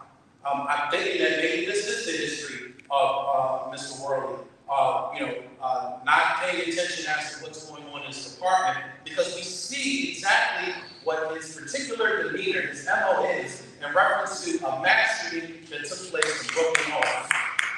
If you confirm Richard Worley, you are disrespecting the family of Tyrone West with over 350 West Wednesdays to ask for accountability in our police department. You are obviously disrespecting Ms. Gonzalez, who lost her daughter in Brooklyn Homes when nobody responded, when Foxtrot knew, when 911 calls were going out, when people knew what was going on, when your social media division to the police department knew at the time that there was a party that Brooklyn Day was being organized. This shows you immediately exactly what we're going to get. I'm asking the council to please do not confirm this, send this back to the mayor, force the mayor to do a national search or local search, have folks within the police department. I told you before, I wanted to see a black woman become the police commissioner and break the glass ceiling of our police department because we're dealing with internal racism. I just finished speaking to Mike Harrison, Police Commissioner Michael Harrison, just recently, before he left. And at 1 o'clock, 2 o'clock in the morning, we were talking about Nigerian officers and Puerto Rican officers that were facing internal discrimination. And he told me, Jason, you're not a bully, because he was talking to both of us at the same time. He told us that, unfortunately, I have not been able to get a grip of the internal racism inside the police department. If you confirm Richard Worley, you're going to continue with the internal racism within the police department. It has not been gotten a hold of during Michael Harrison's tenure, and it won't be corrected during Richard Worley's tenure. I ask you and beg you, listen to the citizens of this city. Those who know the history of the Northeast District, I'm asking you, please, do not confirm confirm this man. Find somebody better. There are better officers. He's not even a resident of Baltimore City. He violated the policy when he was being trained for this position. He violated the policy based on the residency rules that he was supposed to be a citizen of Baltimore City. I'm not sure if he's made that move yet to complete the task of being a resident of the city and complying with the residency rules. But again, what does it say to other officers that have lived in this city, that have paid their dues in this city, that are residents of this city? What does that say to these citizens, to these officers that protect and serve every day? What does it say to them? That the rules can just be thrown out, that special favoritism and special selections can be made? It makes no sense what's going on in reference to this confirmation is concerned. Throw this confirmation out, send it back to the mayor, and let's get somebody in this office that will do a better job than the history that's been shown.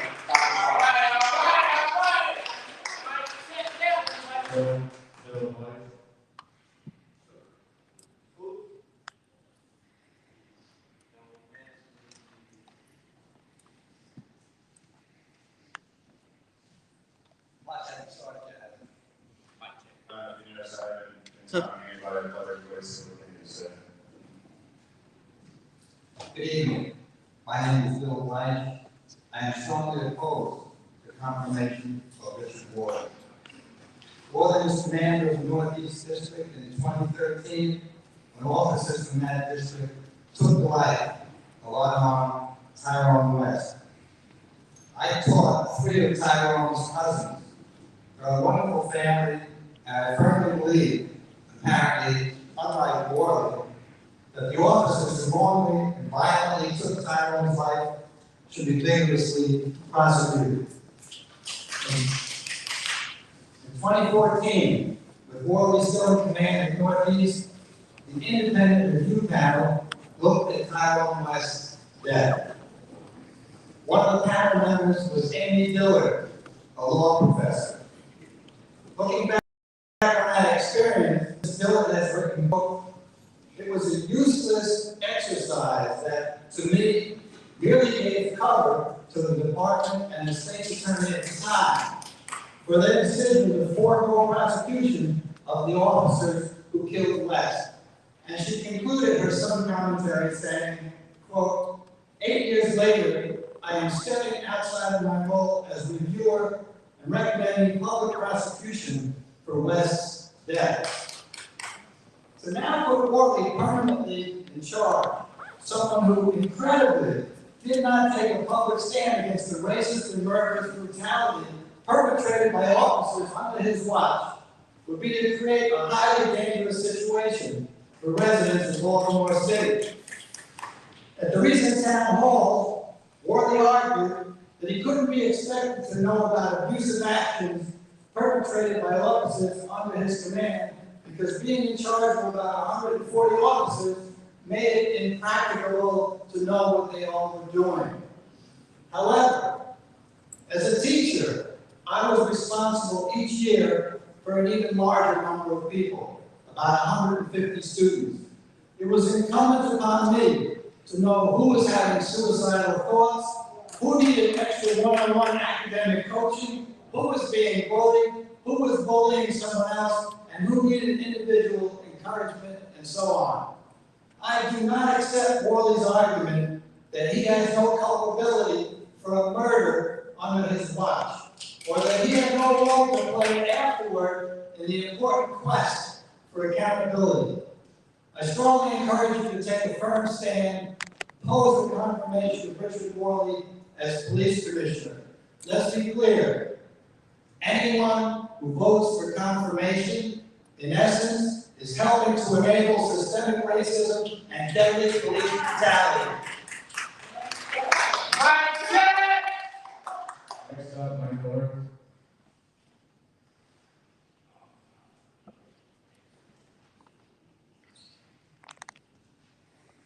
My name is Mike Gilliard. I'm a retired major from the Baltimore Police Department, and I had the privilege of serving 17 years as a community Services Director for the Harvell Community Organization. During that period of time, Rich Worley was the major in the Northeast District. And his community services sergeant was Chris Service. I've known Chris since I was a lieutenant in the Baltimore Police Department, and we were candid with each other. And I was standing next to Chris in a meeting, and I looked at him and I asked what he thought of then Major Worley. And he said, he reminds me of Bert Shire. Now, some of you probably don't know who Bert Shire was, but if you would ask former Mayor Young, Councilwoman Clark, and Councilman Stokes, they would tell you that Bert Shire was a legendary police commander in Baltimore who, like Major Worley, came up through the ranks and served as both Deputy Commissioner and Acting Police Commissioner. In fact, when he retired, he was handling both the Deputy Operations and Deputy Administrative positions. Chris went on to tell me that one day he was smoking around the district and Bert Shire would walk up to him and ask him what his issue was. And Chris shared with him that his wife was in labor and he was unable to get off because he didn't have any leave. And Bert Shire looked at Chris and said, go be with your wife. Chris then looked at me and said, I would go through a wall, through a brick wall, for Bert Shire. And he paused and said, I feel the same way about Rich Worley. You spent a lot of money sending me to leadership classes when I was a major in the police department. And there's one thing that I learned from it. You manage your financial and physical resources, and you lead, motivate, and inspire people. If you want a person who will manage the department's physical resources and lead, motivate, and inspire both its police officers and the citizens of Baltimore, I would urge you to confirm Rich Worley as police commissioner. Thank you. Thank you. Next up, Cindy Chan.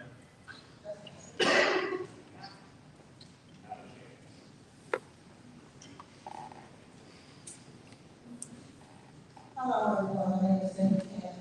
I would run for that economic shift to Baltimore City. And I thank you for this opportunity to be here. One of the most important things for us as an organization is community policing and constitutional policing. And we ask that you allow us as an organization to come in and have that connectivity. So I'm here asking on behalf of my organization that you allow myself, our volunteers, and other community partners to assist, because we realize once we have community policing in a healthy way, that it will bring the cohesiveness that we need in our community. And the overflow, I would be amiss not to mention the other women over there who lost their loved ones from senseless gun violence. So as a community, we ask that you allow us to come in and help heal our city. So my ask is going to be brief and short, that you allow us to come in and assist, and that your strategy and your priority will be community policing and constitutional policing. Thank you. Thank you. Next up, this is Harper. That's Harper.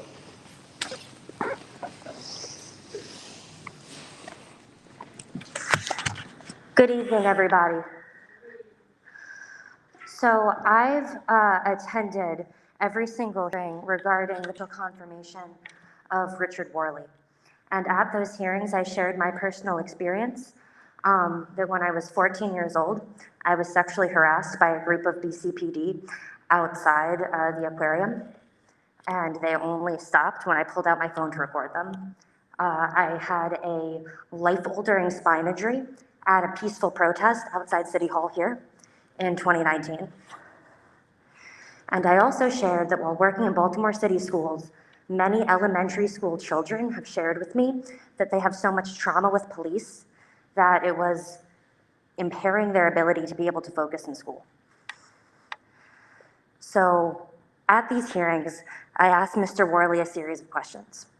I asked him if he had ever witnessed police brutality in his entire career, and he said no. When Ms. Jones asked him what his emotional response was at the scene of her brother's murder, Mr. Worley waxed poetic about how awful and sad it was. So he made both of those statements at the same time. And I asked Mr. Worley what he did as a leader, as a major, overseeing the gun trace task force members during the height of their well-documented reign of terror. And he said that he had no power to do anything about that, and it all involved internal affairs, and that nobody committed any crimes in front of him because he said he's a good cop. So I followed up with the staff member I was directed to ask a procedural question about whether it's true that as the major, he could have done nothing proactive when he caught wind of the whirlwind of misconduct and murder happening under his leadership.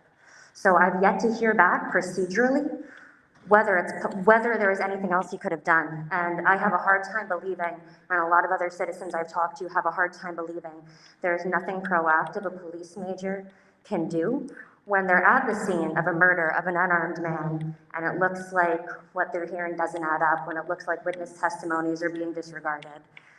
A lot of us have a hard time believing that there's nothing that a major can do when he's seeing these gun trace task force lawsuits play out and taxpayer money continue to be paid to these victims of these atrocious crimes.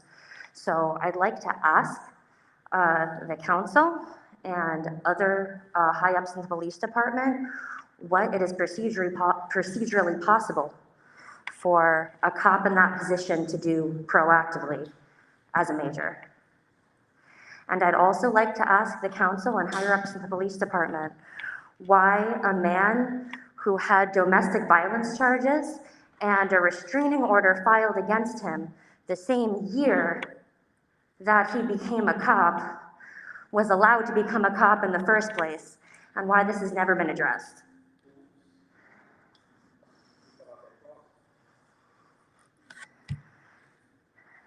If you'd like to speak for yourself about the nature of the domestic violence charges and the restraining order filed against you the same year you begun. And you gotta address the council.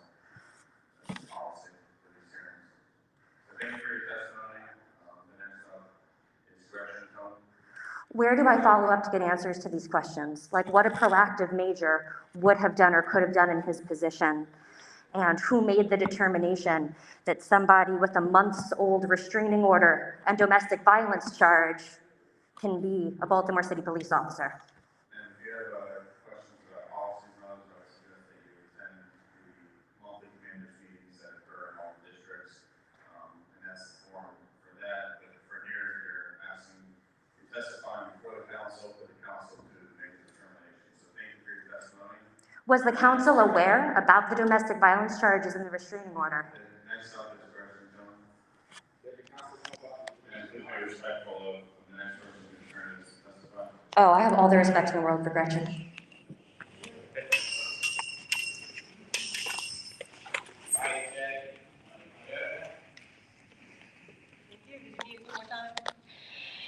Well, I'd like an answer, and I don't think they're going to give it, so take it away. You can testify before the council. My name is Gretchen Tunnell.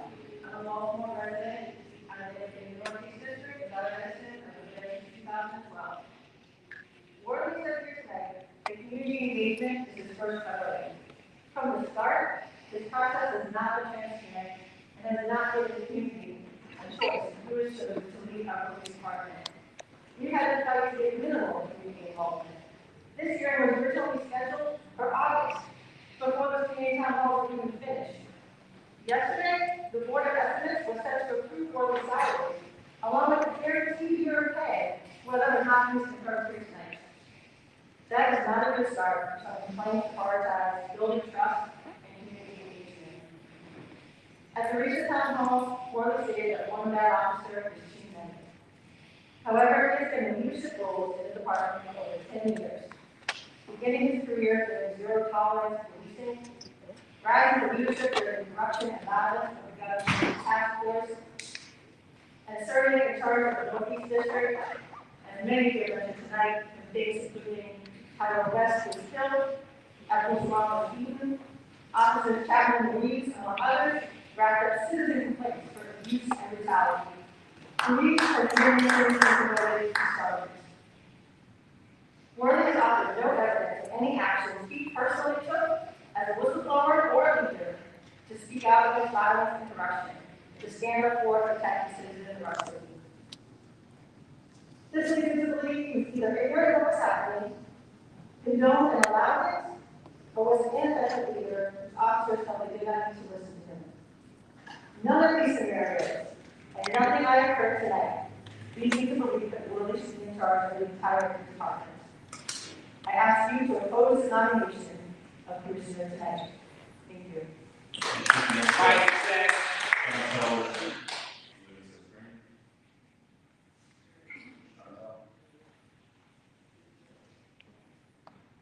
Good evening, everyone.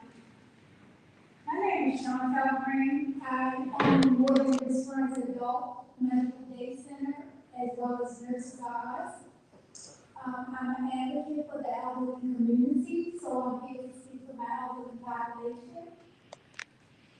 We need a change in Baltimore City. I serve 1,000 elderly clients in the Baltimore City community, so that's why I'm here tonight, because they asked me to be here. I'm not going to oppose the nomination, but I think we need to get to know who we are voting in. My elderly people have never heard of the person that's being voted in. Most of them have been city officials. Because of HIPAA, I can't say who, but we don't know enough to move forward with this vote. We need to know, we need change. The elderly people who we forget about, they are afraid. They are afraid. So we really need to consider the elderly population when we are making this vote and make sure that they are going to be helped when you vote the person that you don't want to vote. And make sure that he understands that the elderly population are really afraid that he needs to get in the community and talk to them. That's the only way change is going to be made. So that's basically all I have to say. Thank you very much. Next up, that's Dr. Ted Sutton.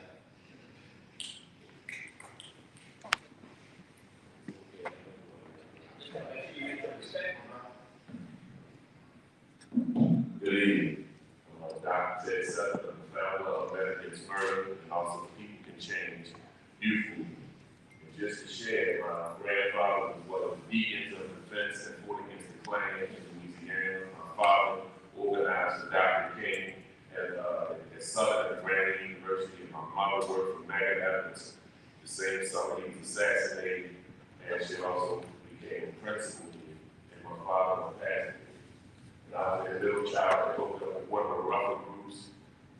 The same people they go to serious and wire behind. A lot of people like us, little Malcolm Williams.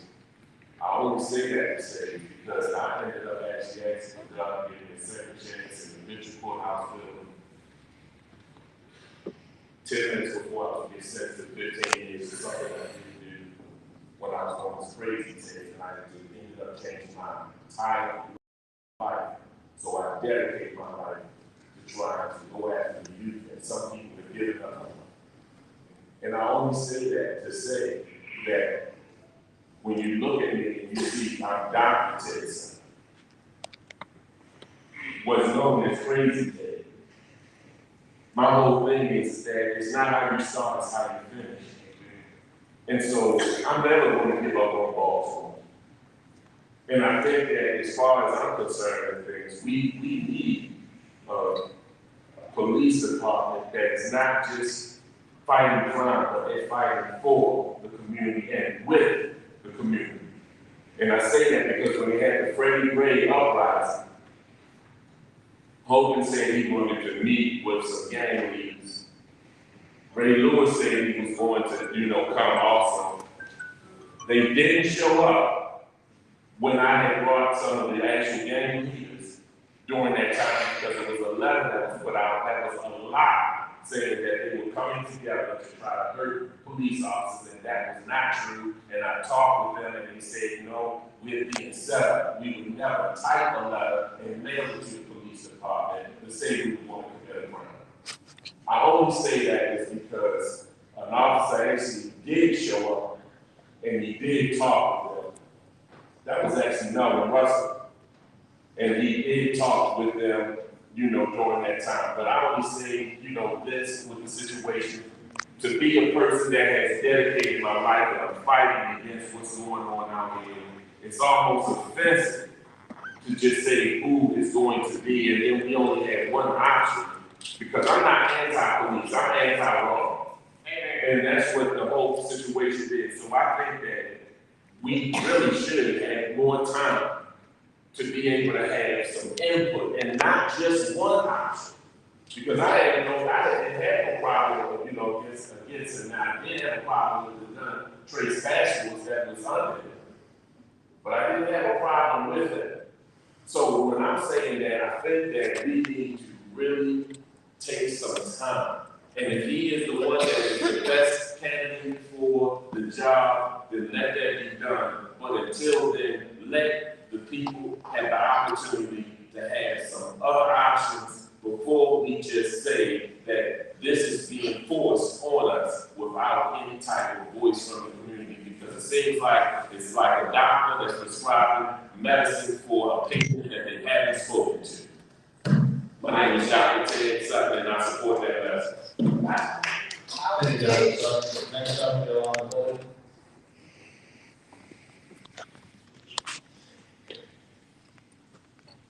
You want the board?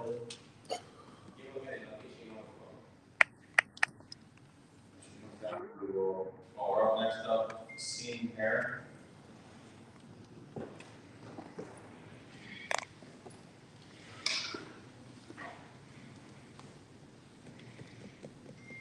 Sean Aaron. Next up, Casey Wiener.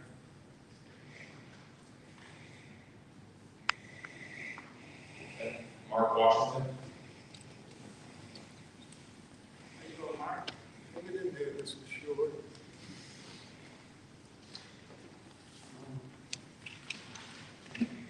Thank you, council members. Thank you, Mr. Reed. Less than 1 month into his new position as acting commissioner of the BPD, Baltimore City was faced with the most horrific mass shooting in its history. 30 people were shot, 2 failed.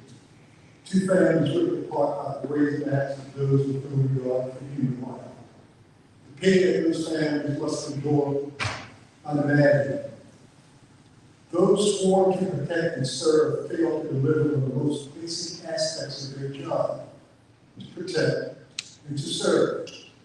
The indifference displayed, the lack of awareness, and the ability to assess the growing threat speaks volumes about a department relevance and set adrift.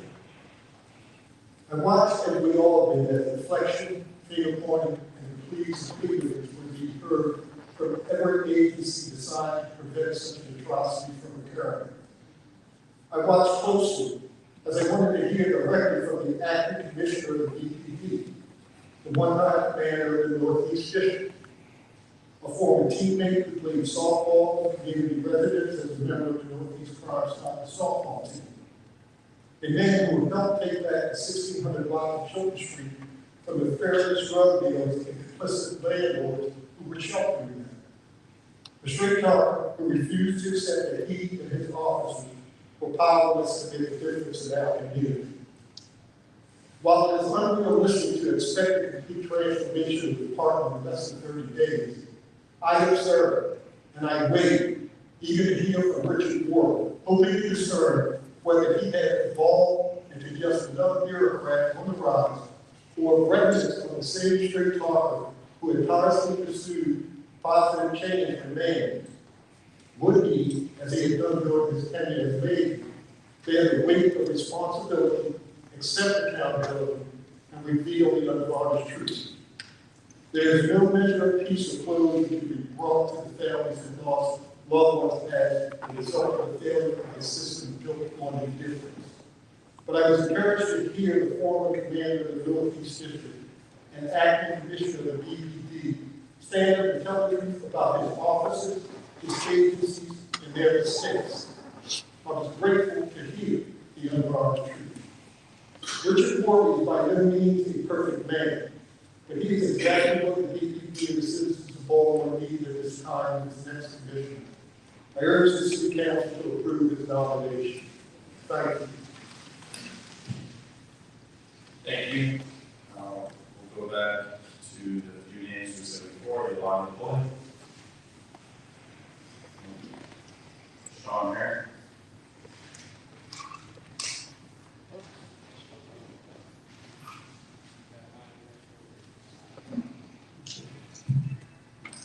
Hello. Good evening. I appreciate the time to speak. My name is Sean Mayer. I'm a graduate student at Johns Hopkins University. I'm not going to go on a tangent with the story.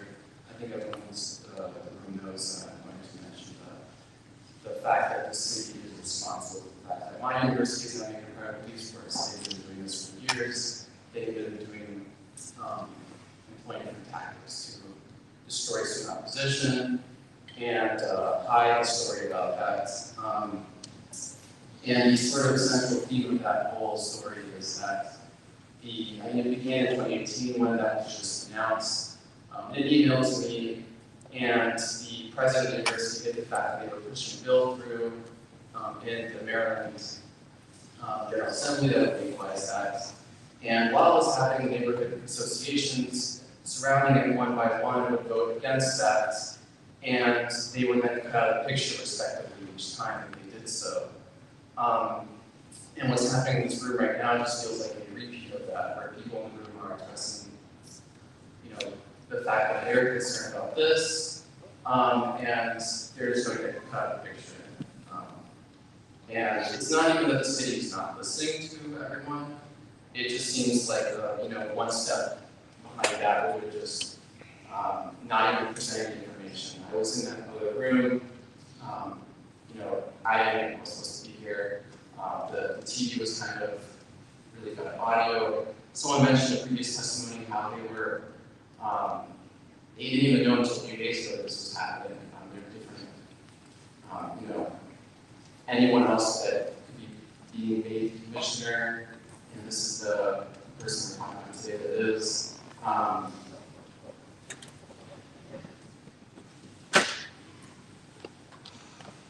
One thing I'm upset about is when Rich Worley mentioned the community policing approach and the shortage of 500 officers and its commitment to getting rid of the bad officer. I'm not really sure how those two stories fit together, and it just seems like a contradiction. I understand how you're supposed to be concerned about getting rid of the bad officers, and the shortage just means you're going to be hiring bad officers. That just seems very obvious to me. It just seems like there are a bunch of very, very easy contradictions in the whole story, on top of the fact that people are just, they're not only shutting out opposition, but just using that story to end the opposition, which opposition is just the people in the city. So, I don't know when I'm going to tell back. So when I'm done with this, I have to go back to my university and then tell them what's going on. These are students that I work with, these are the spaces that I'm in. I'm just going to say that, I guess the city is not even on our side if this whole story is unfolding a second time here. Thank you. And so, let's see.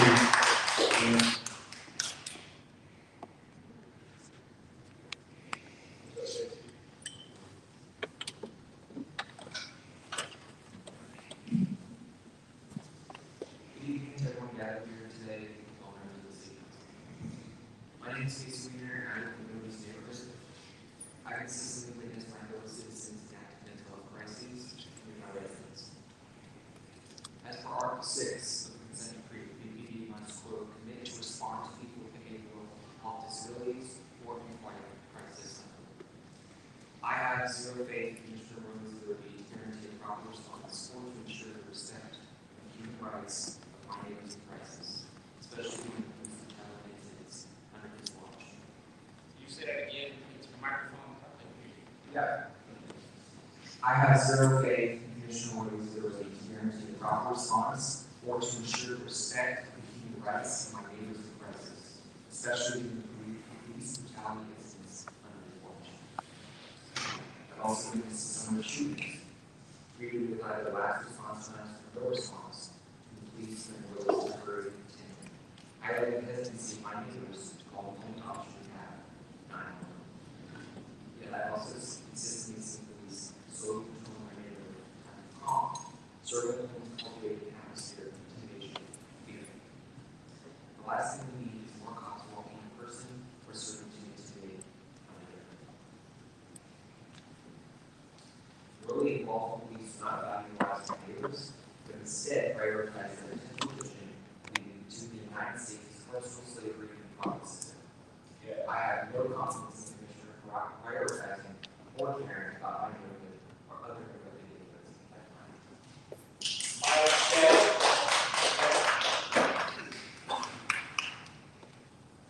Next up,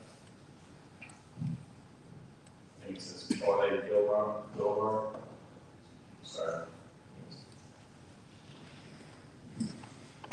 Mr. Chair, some members.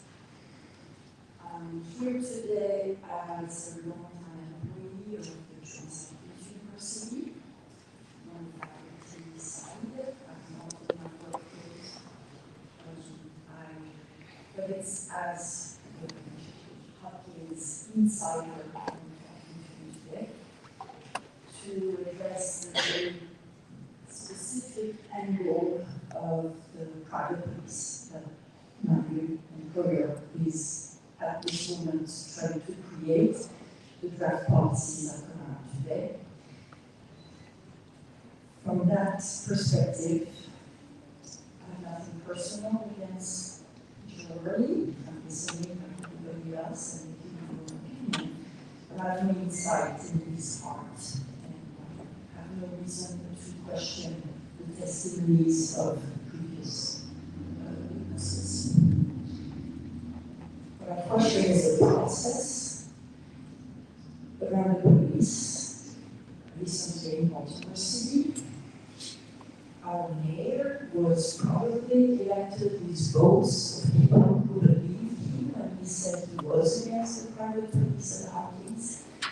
He has changed his mind, and this is why I do not trust his nomination. I wish I could ask Mr. Worley if what will happen to the BPD. Hopkins has limited to 5% the number of officers they can take from the BPD.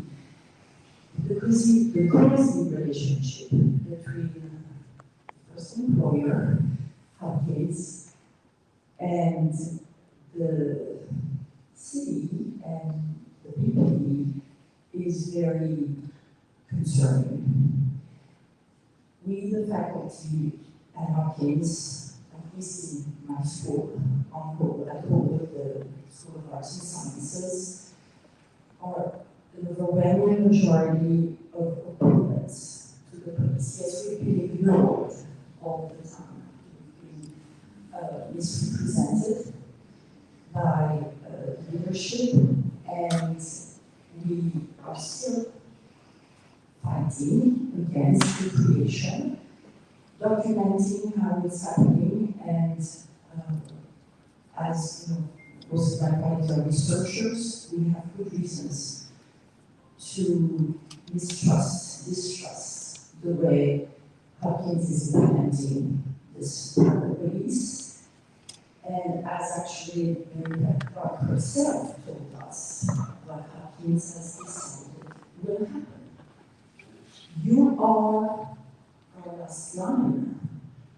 And I do not understand how the mayor not only has changed his mind, but has completely minimized, underestimated your power as the council.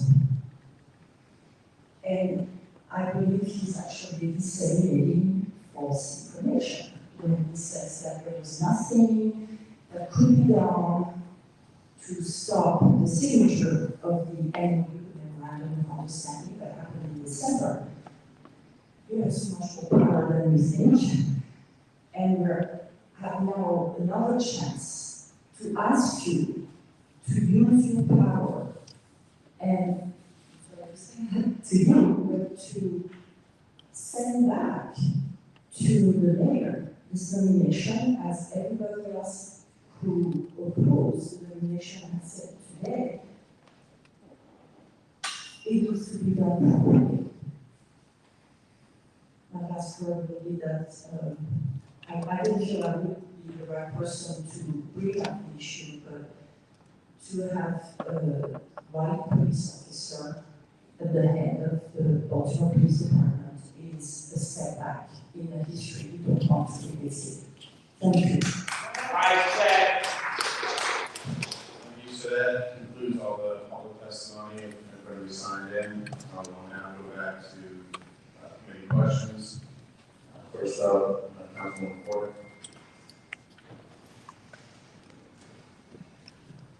Thank you so much, Mr. Chair. Aaron Commissioner Morley, when we talk about supervision and misconduct and investigations and discipline, can you explain to me step by step how you would implement that in the department? Can you repeat that? Yes, sir. So when we talk about supervision and misconduct and investigations and discipline within the department, can you walk me through how you're going to do that in the department? It's done the same way we've been doing it for the last few years since we started the reform process. If a complaint is handled properly in, say for example, the sergeant does something and sees a violation, the sergeant enters it in routine, it goes to internal affairs decides if there's an investigation or if it's a minor offense that can be done through the discipline of the district commander. If it's a pretty serious offense, then it can be elevated to different parts of internal affairs, like ethics or something like that. If it's involved in the use of force, there are 1, 2, and 3 levels. Police involved shootings are investigated by a special investigative response team that's part of the Public Integrity Bureau. It's completely separate. Their investigations are overseen or part of the consent decree. We also have the Accountability Bureau that starts to look at smaller offenses, and they actually give out penalties for smaller offenses based on what the offenses. Those are citizens. Plus, we have citizens that sit in our trial boards and have the same power as our officers do when it comes to officers who take trial boards for incidents that they're accused of. If a complaint was made against an officer with regard to promotion, how is that evaluated in the process of the promotion? You mean in regard against all? But basically, we have a policy in place so that it's done equally.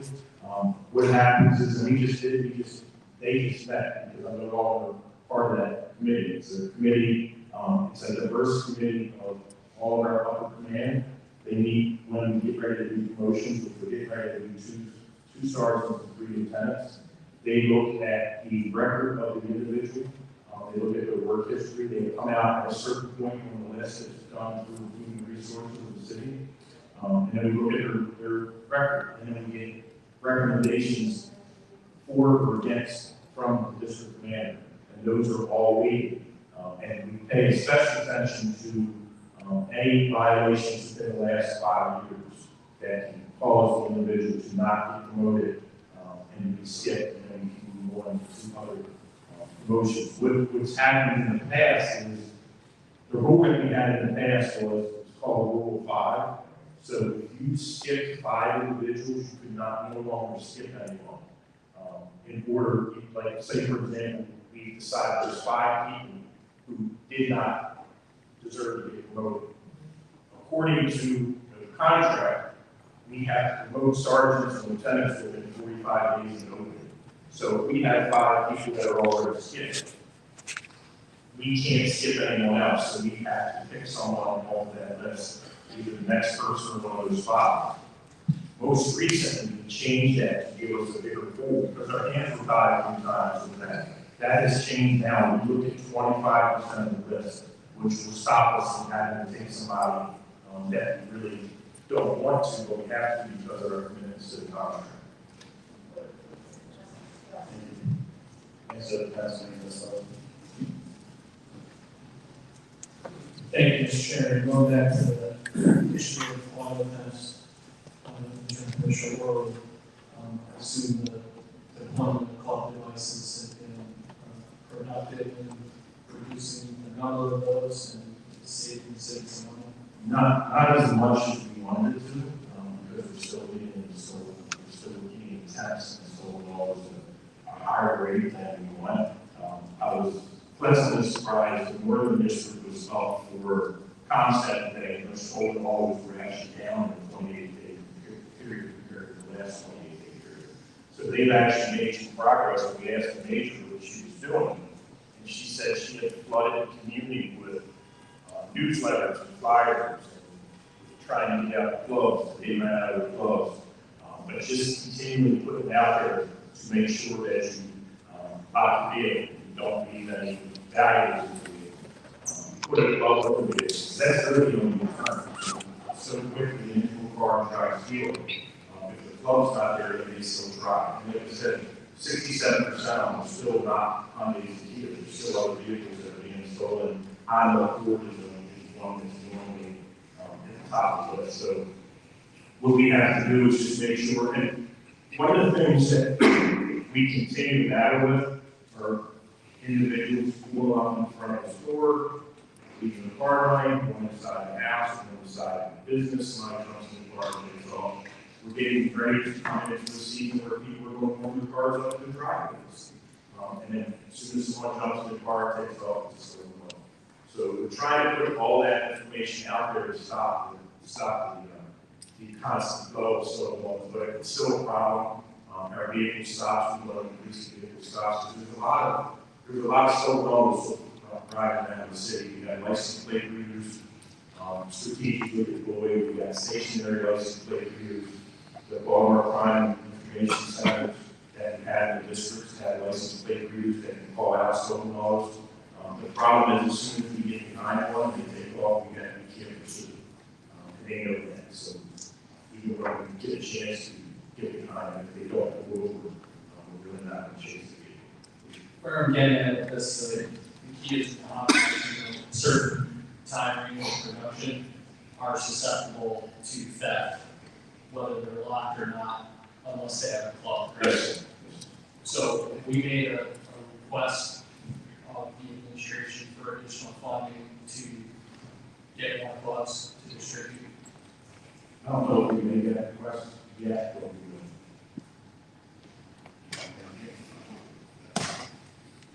Can I just add to that? We actually have been meeting with them, law department, to talk about what is the best path forward, given the current litigation. We need to be very careful about what we ask from the dealership. There are. Chief Forsberg, because maybe I didn't ask the question correctly, so I apologize. Has the police department asked the mayor's administration for additional resources to procure more costs? We have not made that particular ask because we are in conversation about how the best way to proceed is. We are reviewing with the law department whether or not we can make the ask to the manufacturer first, so that we can save $1,000. If we are not able to do that, then perhaps we will go down another route. We are trying to figure out a viable solution that is cost effective, but effective. So, please, I was coming next. So I want to actually take us back to some of the initial work that we've done around. We started to see this uptick in Hyundai and Kia thefts. So we work very closely, myself in particular, worked with CPP to reach out to the manufacturers of those vehicles as they were supplying club devices to other jurisdictions around us. we were able to get, I believe, 3,000 of those devices. In addition, what we've also been doing is working with partners at the state, because we're seeing that this is not just something that's happening here in the city of Baltimore. Obviously, it's happening across the country. The state is very much interested in this, and we've had conversations with the state around partnership.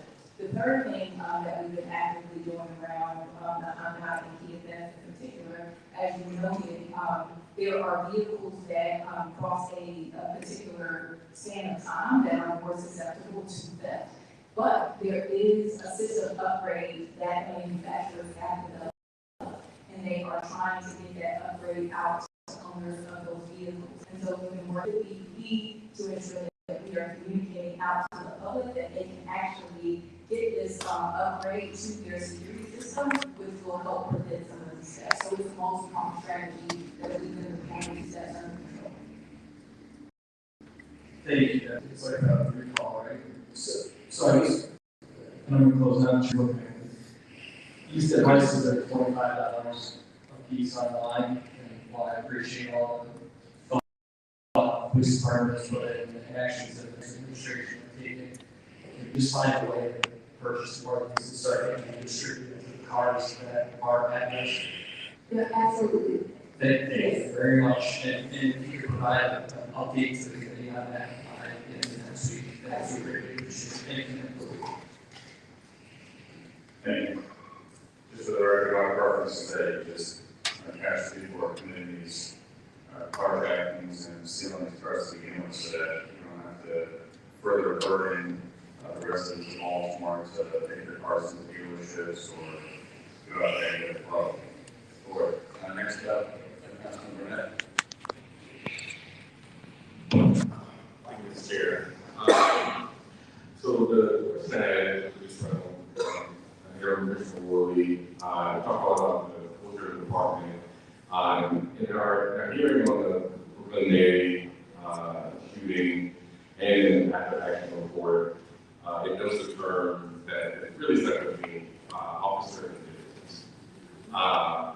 And I think for me, it really stuck out because I think it was been the term that a lot of my constituents haven't used, but they've verbalized in other ways. When they're concerned about inaction from the department and the officers and sort of being the culture of that. Can you speak to what your plans are to remediate that, to restore a sense of urgency in the constitutional policing work that they're all wanting to see happening, so that the confidence can be restored to our constituents that if something occurs, that officer is going to respond and be effective. But the first thing you did is we have something that not all police departments have, which she's sitting here with today as an equity officer. We had her look with everyone else with the consent of the compliance bureau to see what happened. And it resonated to me when we had the first hearing, when Council President Osby asked about the difference. Was there a difference? I wanted to look at that. Would there have been a difference response from somewhere else? So I wanted to make sure that we didn't have inequities like that. And why didn't the officers do what they were supposed to do that? And that's what we ended up coming up with. But the first thing we had to do was face the fact that we identified that we did have all some differences. Stop that all one day. There were plenty of chances for us to stop. We had resources to stop. We could move the resources there. So we now have results to identify that they action or rediscipline. And that will go through the Public Integrity Bureau. But we constantly look at everything that we do through the lens of the equity laws. And I'll let her speak if she'd like it. That's how we make sure that things are done equitably throughout the city. We changed the redistricting actually helped with that a little bit. Because at one point, Brooklyn had one postcard and it accounted for 17%, almost 20% of the calls for the rest of the southern district. That now is covered by 3 postcards because of the amount of calls and the amount of dollars that's in that area. So instead of 1 officer working that area, there's 3 officers. So that helped equal out, balance the workload per officer, per district. And we continually look at every single policy. Director White sits in ComStat and monitor with everything that we talked about to ensure equitable process. That's what we're going to continue to do to make sure that we are serving the city equally throughout the city every year. And then I guess I hope we can kind of frame the question in the context exclusively of what happened in Brooklyn. I'm saying that there's a feeling among my constituents that within the department of prosecuting, that there's a lack of urgency when it comes to responding to incidents. And I'm just giving an example as an officer on the record that some of their colleagues will hear a shooting occur and wait until the call comes in before responding, which seems logical to some, but to the expectation that the constituents have that you hear around the corner from an incident occurring, you should just respond, because in that time period that you're waiting for someone to call 911, assuming that you heard it, that individual may be long gone. We talk about parents all the time, and so that individual came to be concerned that their colleagues were not working with a sense of urgency. This is far before the Brooklyn incident. Well, that one is first, the behavior of the officers who don't respond is unacceptable. Also, the behavior of the officer who is saying that it's just so much unacceptable. That's what the police is about. That's why we do that. If he knows that these officers are not responding to shooting when they come out, he's just as culpable as they are if he allows it to continue to happen. And it's his job to turn it over to the sergeant when it comes to affairs, so those officers can be disciplined and get rid of it if you have to. There's no reason for anyone to not respond to a shooting or any call for service, regardless of the call for services. We may not get there in time, but the whole process of us policing ourselves with the industry, that's what ethical policing is for Courageous is about. Report the officer that's not doing the behavior that you're supposed to be doing the duty. You really want to rely on that officer to be your backup? He's not responding to shooting to somebody else. So the officer who told you that should be telling internal affairs about it. And we have a policy that will protect the officers. We use it all the time. And then if someone tries to retaliate against him for reporting another officer, there's a policy against retaliation. So we've got as many of the bases covered as we have. If the officer continues to sit back and allow his sector officers to do that, he's just as bad as the one who's not responding. Thank you. Thank you, Councilman Rollins. Thank you, Mr. Chair. Same sort of line of questioning, although I have another question after this, so I'm not sure what coming around to doing. Indifferent wasn't the word I would have used in the situation. And like my colleague, we have gotten reports of officers saying, you know, you didn't come in, you know, right away because this wasn't worth our time. Or we had some kind of sending this video where somebody was driving down 33rd Street, turned into a median, and then went the opposite way of traffic with an officer right there, and the officer didn't. So I get that there's a morale issue. However, it's just unacceptable that officers are not taking this role very seriously, or just feeling like they're going to get to the 8 hours ago. And that's not everybody. We certainly had officers the other night when there was a flood, 35th and Lynn, and they did a phenomenal job working with the residents of Officer Cars and trying to get everything together. So I'm not talking about everybody. However, what we saw in Brooklyn and what we saw are egregious. And so I think we're going to need more assistance in understanding how we can comply with this. Whether it's through, you know, more emphasis on ethics, whether it's through making sure that the public knows how to report officers, whether it's making an example of the officers that did not and failed to keep our community safe in Brooklyn, I don't know, but I'm hoping it can answer a little bit clearer about what exactly, we cannot have officers that are there, period. I would actually disagree with the morale issue. I think it's an integrity issue. Morale doesn't have anything to do with whether you're good or you're bad. If you don't do your job, it's integrity. You get sworn to take an oath, you get paid for 8.5 hours a day to go out there and do a job. If you don't want to do it, find another profession. I'll go 500 more officers down there and have 500 cops like that. So it's not a morale. Morale, you can't use morale. Sometimes I think our officers use morale as an excuse, just like we used the consent decree as an excuse when we first started. But just do your job is all we ask you to do. Take an oath, get paid a decent salary to go out and do your job. And if you have video of an officer not responding, send it to us. Because that's the easy one to figure out. All we gotta do is get the car number and we know who was driving that day at what time. And if citizens that have complaints, they can call 911 or they can call internal affairs directly. And not even deal with 911. It's called internal affairs and it's manned by a public integrity bureau. They take the complaint and don't even have to deal with this personnel with 911. I would just encourage that we get more graphics and TV and stuff on that and use us as a partner to figure it out. Yes. Thank you. I have another question. Councilman Lawrence.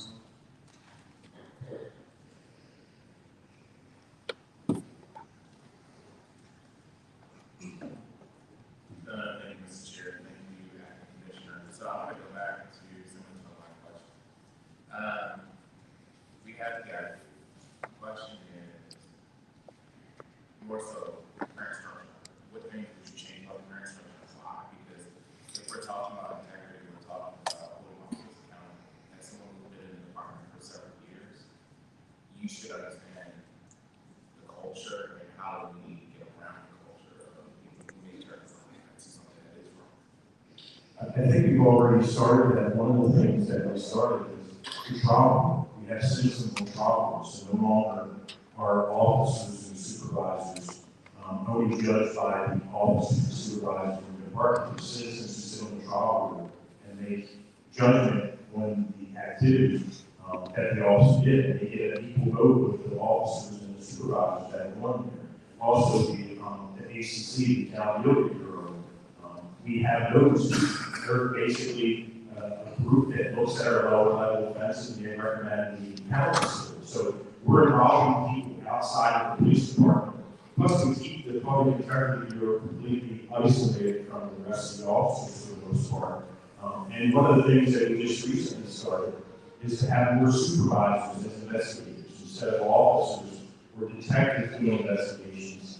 We had 10 openings in the Public Integrity Bureau. We're going to fill those 10 openings with sergeants so that the supervisors can actually do investigations. We're going to oversee some detectives, but they're going to be doing investigations themselves. Several agencies throughout the country use sergeants as internal affairs investigators because they've already had 3 to 5 years experience at least, and they've already ascended to a supervisory position, so they can oversee officers and oversee better investigations a little better than detectives. Oh, yeah, and we also have, we're hiring civilian investigators. How many do we have? So far we've hired 2. We have another one starting on Monday, on 11 to 10. So far they've go wonderful. They've come in, learn the process, and trained. So they're going to be a part of the bureau for the foreseeable future. And that's the process of getting the community involved in the internal affairs part of the process. Council will report. Mr. Chair, if I can. So I hear you, but I don't know the departments allow officers to report to the PRB. Is that something that we're willing to allow? That's kind of allow that and put out there, because what the public doesn't understand, I know this is a process that you're communicating that someone filed a complaint, but not getting an opportunity to file an honest too, because you can't destroy culture if you don't see it as well, right? Within that culture. No, I agree. Anybody can report it. Goes to internal affairs, and it gets investigated just as if somebody there was complaining behind it. So we have an online portal. If you go to the BPD website, it says file a report of misconduct. It's an online portal. Name is needed. If you want to file a name, you don't need to. Obviously, it's easier for us. We can follow that. If you ask questions, but you're not required to. Come directly to us and ask anybody else with regard to public integrity. It's open to 24 hours. Councilman Ward.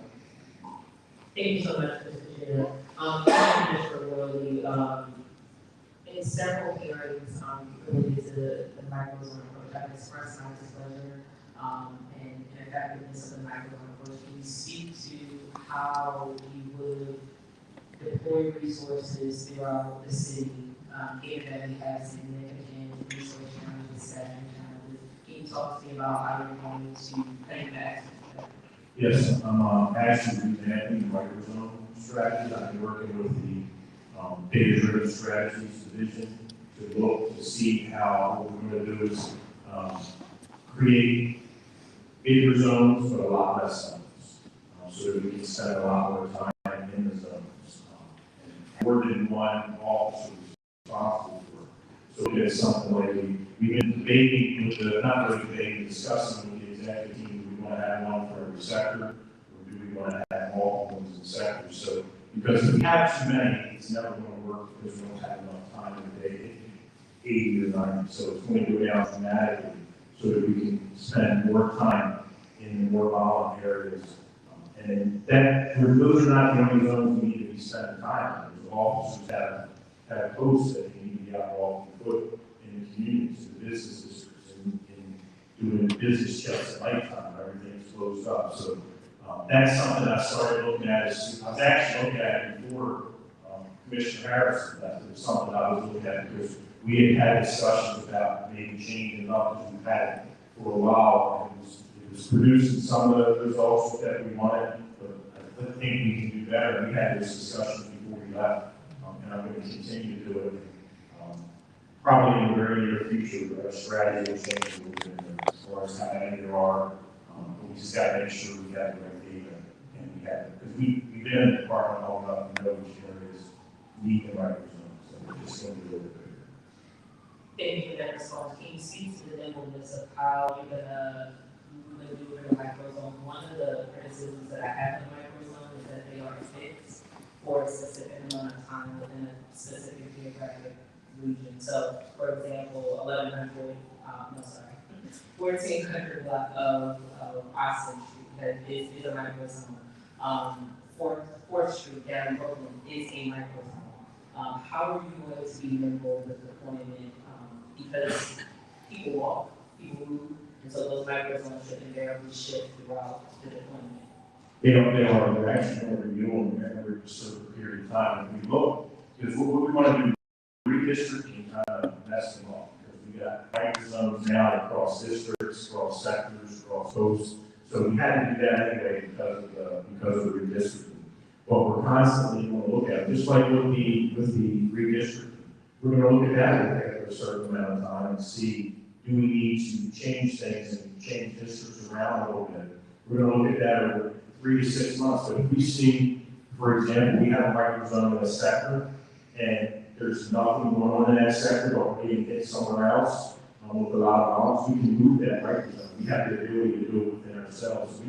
We can change it whenever we like. We constantly look at the crime and the enforcement as to see where we need to move resources. Even if it's not a microzone, lots of places we have deployed to our microzones because of the spike for whatever reason, and we constantly have to deploy. So changing our locations and our enforcement and concentration is done almost daily with our resources. Mr. Chair, I'm not aware of any, but can I make a request? Sure. Thank you. I'd like a written plan of how we're going to execute the microzones, the nimbleness of the microzones, regularly use, citywide training, all the tools in your toolbox. If there could be some sort of plan and or an additional briefing towards the other government operations, I think that would be best. And so I'll leave it up to the chair to schedule that hearing, but I'm hoping that it can be within the next 2 months. Yeah, it'll come out a lot sooner than that. Oh, okay. It'll be out a lot sooner. I've been working on it since I came before the commission, I was working on it. Commissioner Harris, so it'll come out a lot sooner. Oh, Yes, so we'll get that briefing on the calendar. Yeah. That'd be great. Next up, Councilman Castello. Thank you, Mr. Chair. With implementation of the consent decree on the way, and hopefully graduation or finale of that soon, what is the most significant specific technology need that we have for implementation? And what are your plans to address that, Commissioner? Probably the most significant technology issue right now is aligning, getting alignment with the district so that we can make sure everything is in the right spot. That's number one. But what's affecting us now, we have an early intervention system that's going to be coming online. That's one of the top things. But we're in the middle of case management. So case management was built by Axon for us. So we've been using Lotus Notes for 50 years, or how long we've been using it. And officers and detectives and supervisors have got used to some of the ways to check investigations. So we're constantly tweaking that, and we're having Axon come in and build it, make changes as we need. So that's the thing, that's a work in progress. We just recently switched where all investigations from this point forward are going to be put in case management. We're not going to use Lotus Notes. We still need it because of the cases that are already in there, but that's probably the biggest technology right now. We're building, the mayor's giving us more LPR cards, we're getting more cameras, lots of things that they asked for, we're getting from the mayor's office. So I'd say the case management is probably the biggest challenge right now.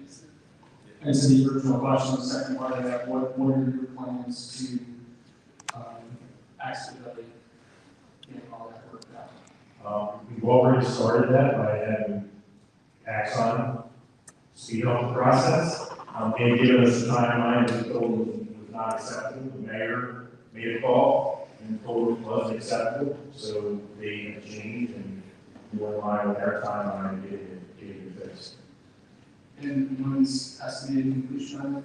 Well, we're already using it. It's just a matter of tweaking what we want. Like, there's some things that we used to be able to search for in Lotus Notes that we can't in Axon.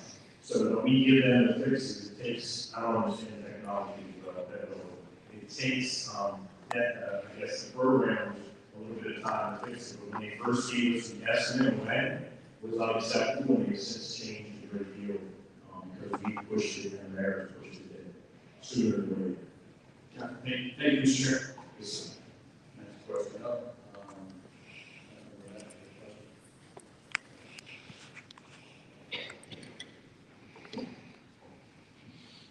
Thank you, Chair. Commissioner, I just have all three related questions.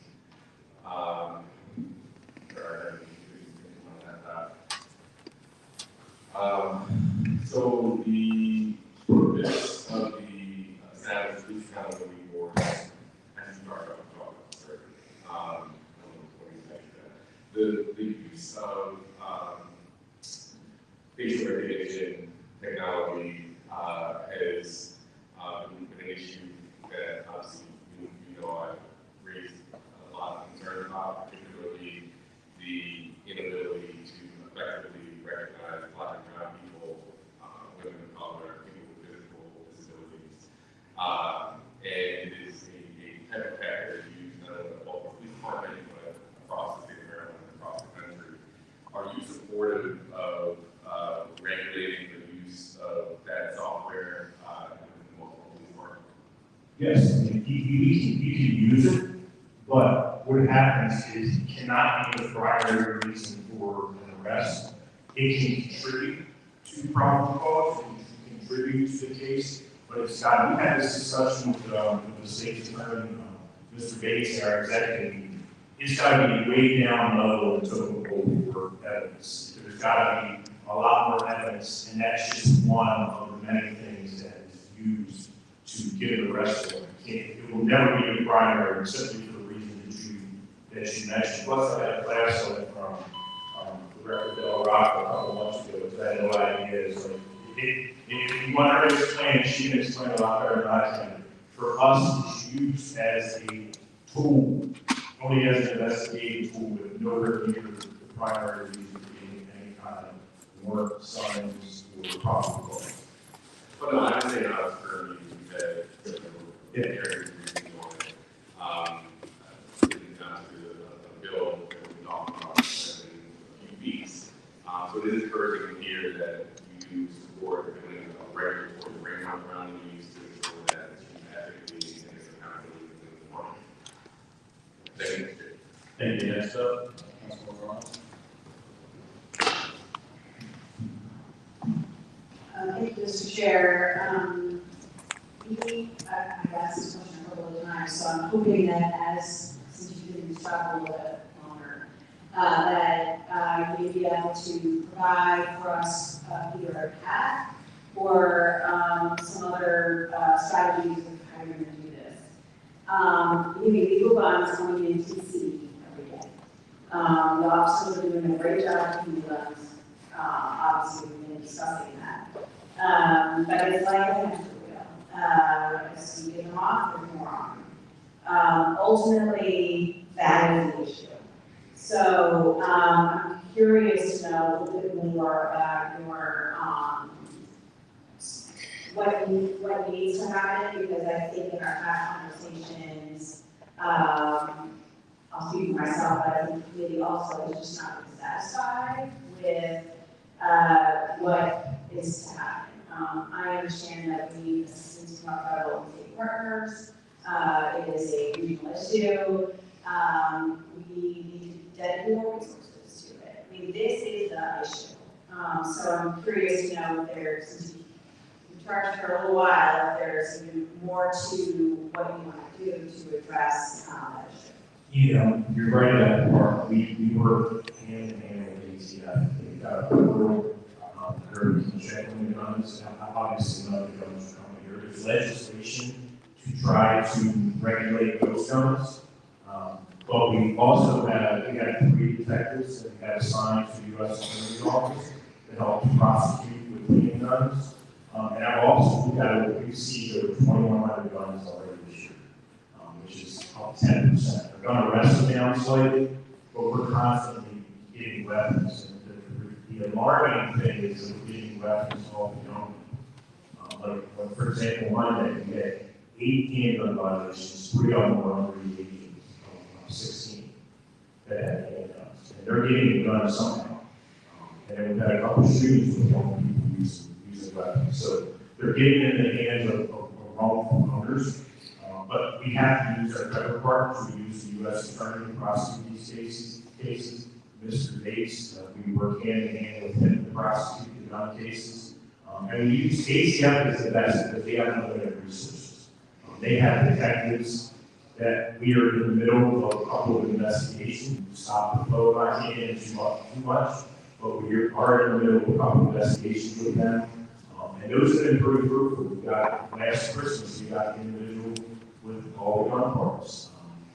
We had tons of weapons in our arms and the parts, plastic switches that make automatic weapons, because it's becoming extremely volatile. It's extremely dangerous because you turn a semi-automatic to automatic and you get 20 rounds going off in seconds. So those are some of the things we just continue to try to push. The vehicle stops, a lot of guns are being transported through vehicles.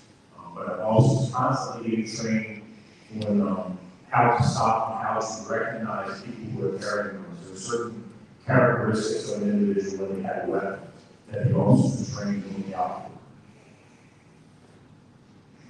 So the prosecuting part, the 3 detectives that are helping the prosecution, the investigations of people who have handgun, who be arrested for handgun violations, or are they the ones going after the people who are bringing in the weapons? Yeah, those 3 are the ones that are investigating getting handguns. There are also task force officers assigned to ATF, FBI, Strike Force, all those other agencies high up, all have task force officers from all over the city with about, I think we're got about 25 detectives assigned for federal task forces, and about 6 to 7 sergeants and 2 or 3 lieutenants that are all assigned to federal task to help with investigations. And those numbers are down significantly because of our staffing shortages. A couple years ago, we probably had 3 times that.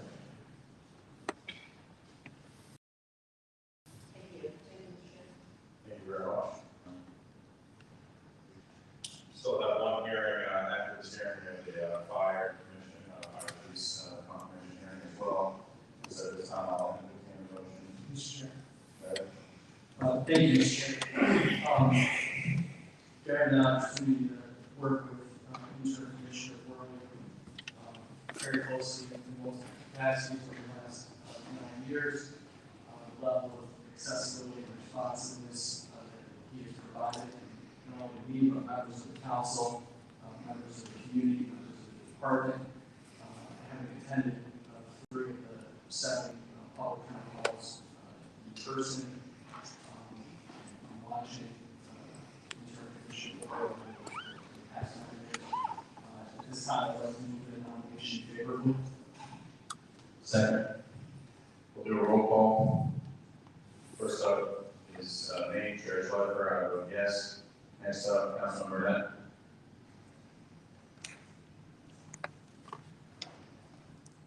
Things here, is going to vote. Great work with you, Commissioner, from kind of southwest and northeast. It's just my hope that you do stick to the commitments that you have made today, particularly around the culture issues and accountability issues within the department. We've had a ton of hearings with you, and I fully intend to use those hearings in the Public Safety Committee to continue to discuss these issues and monitor progress along the way. Because it is a turn for me and for a number of my colleagues and obviously. But I will vote yes today in support of your nomination, but with hope and the hopes that the change that needs to be made will be made on the Councilman Costello. Thank you, Mr. Chairman. Interim Commissioner Worley, I have very high hopes for you, but also very high expectations.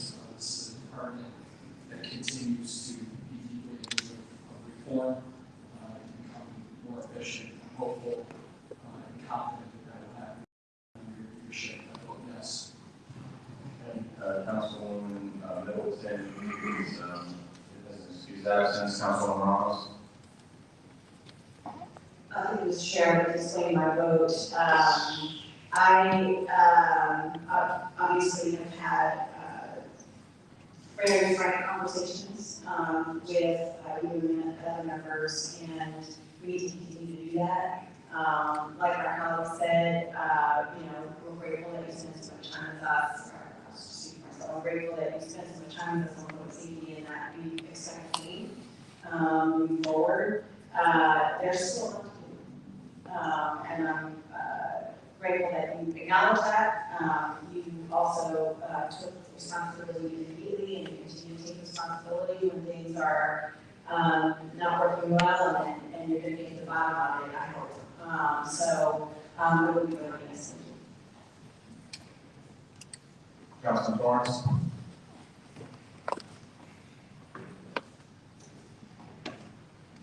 Thank you, Mr. Chair. I'm going to explain my vote. To put it quite frankly, this department has come a mighty long way. However, I still have concerns on the difference still stands out to me.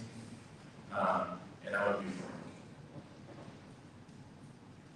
I wait for what happens with being with our Police Accountability Board in terms of working to see how it will impact the department. But I want to be clear, Commissioner. The persons who are white shirts should no longer be demoted to lieutenant if they are in an Station 5 because they have no meaningful protection. I'm going to hold you to that, right? Because I firmly believe that in terms of span of control for persons that are in leadership, if you start up and working with them and you change the culture that way as well. I can say that because I've seen my candidates in Western District change the culture. Right? I see officers who are being proactive. I see who are interested in the lives of persons that they walk into their daily. I see your involvement in that.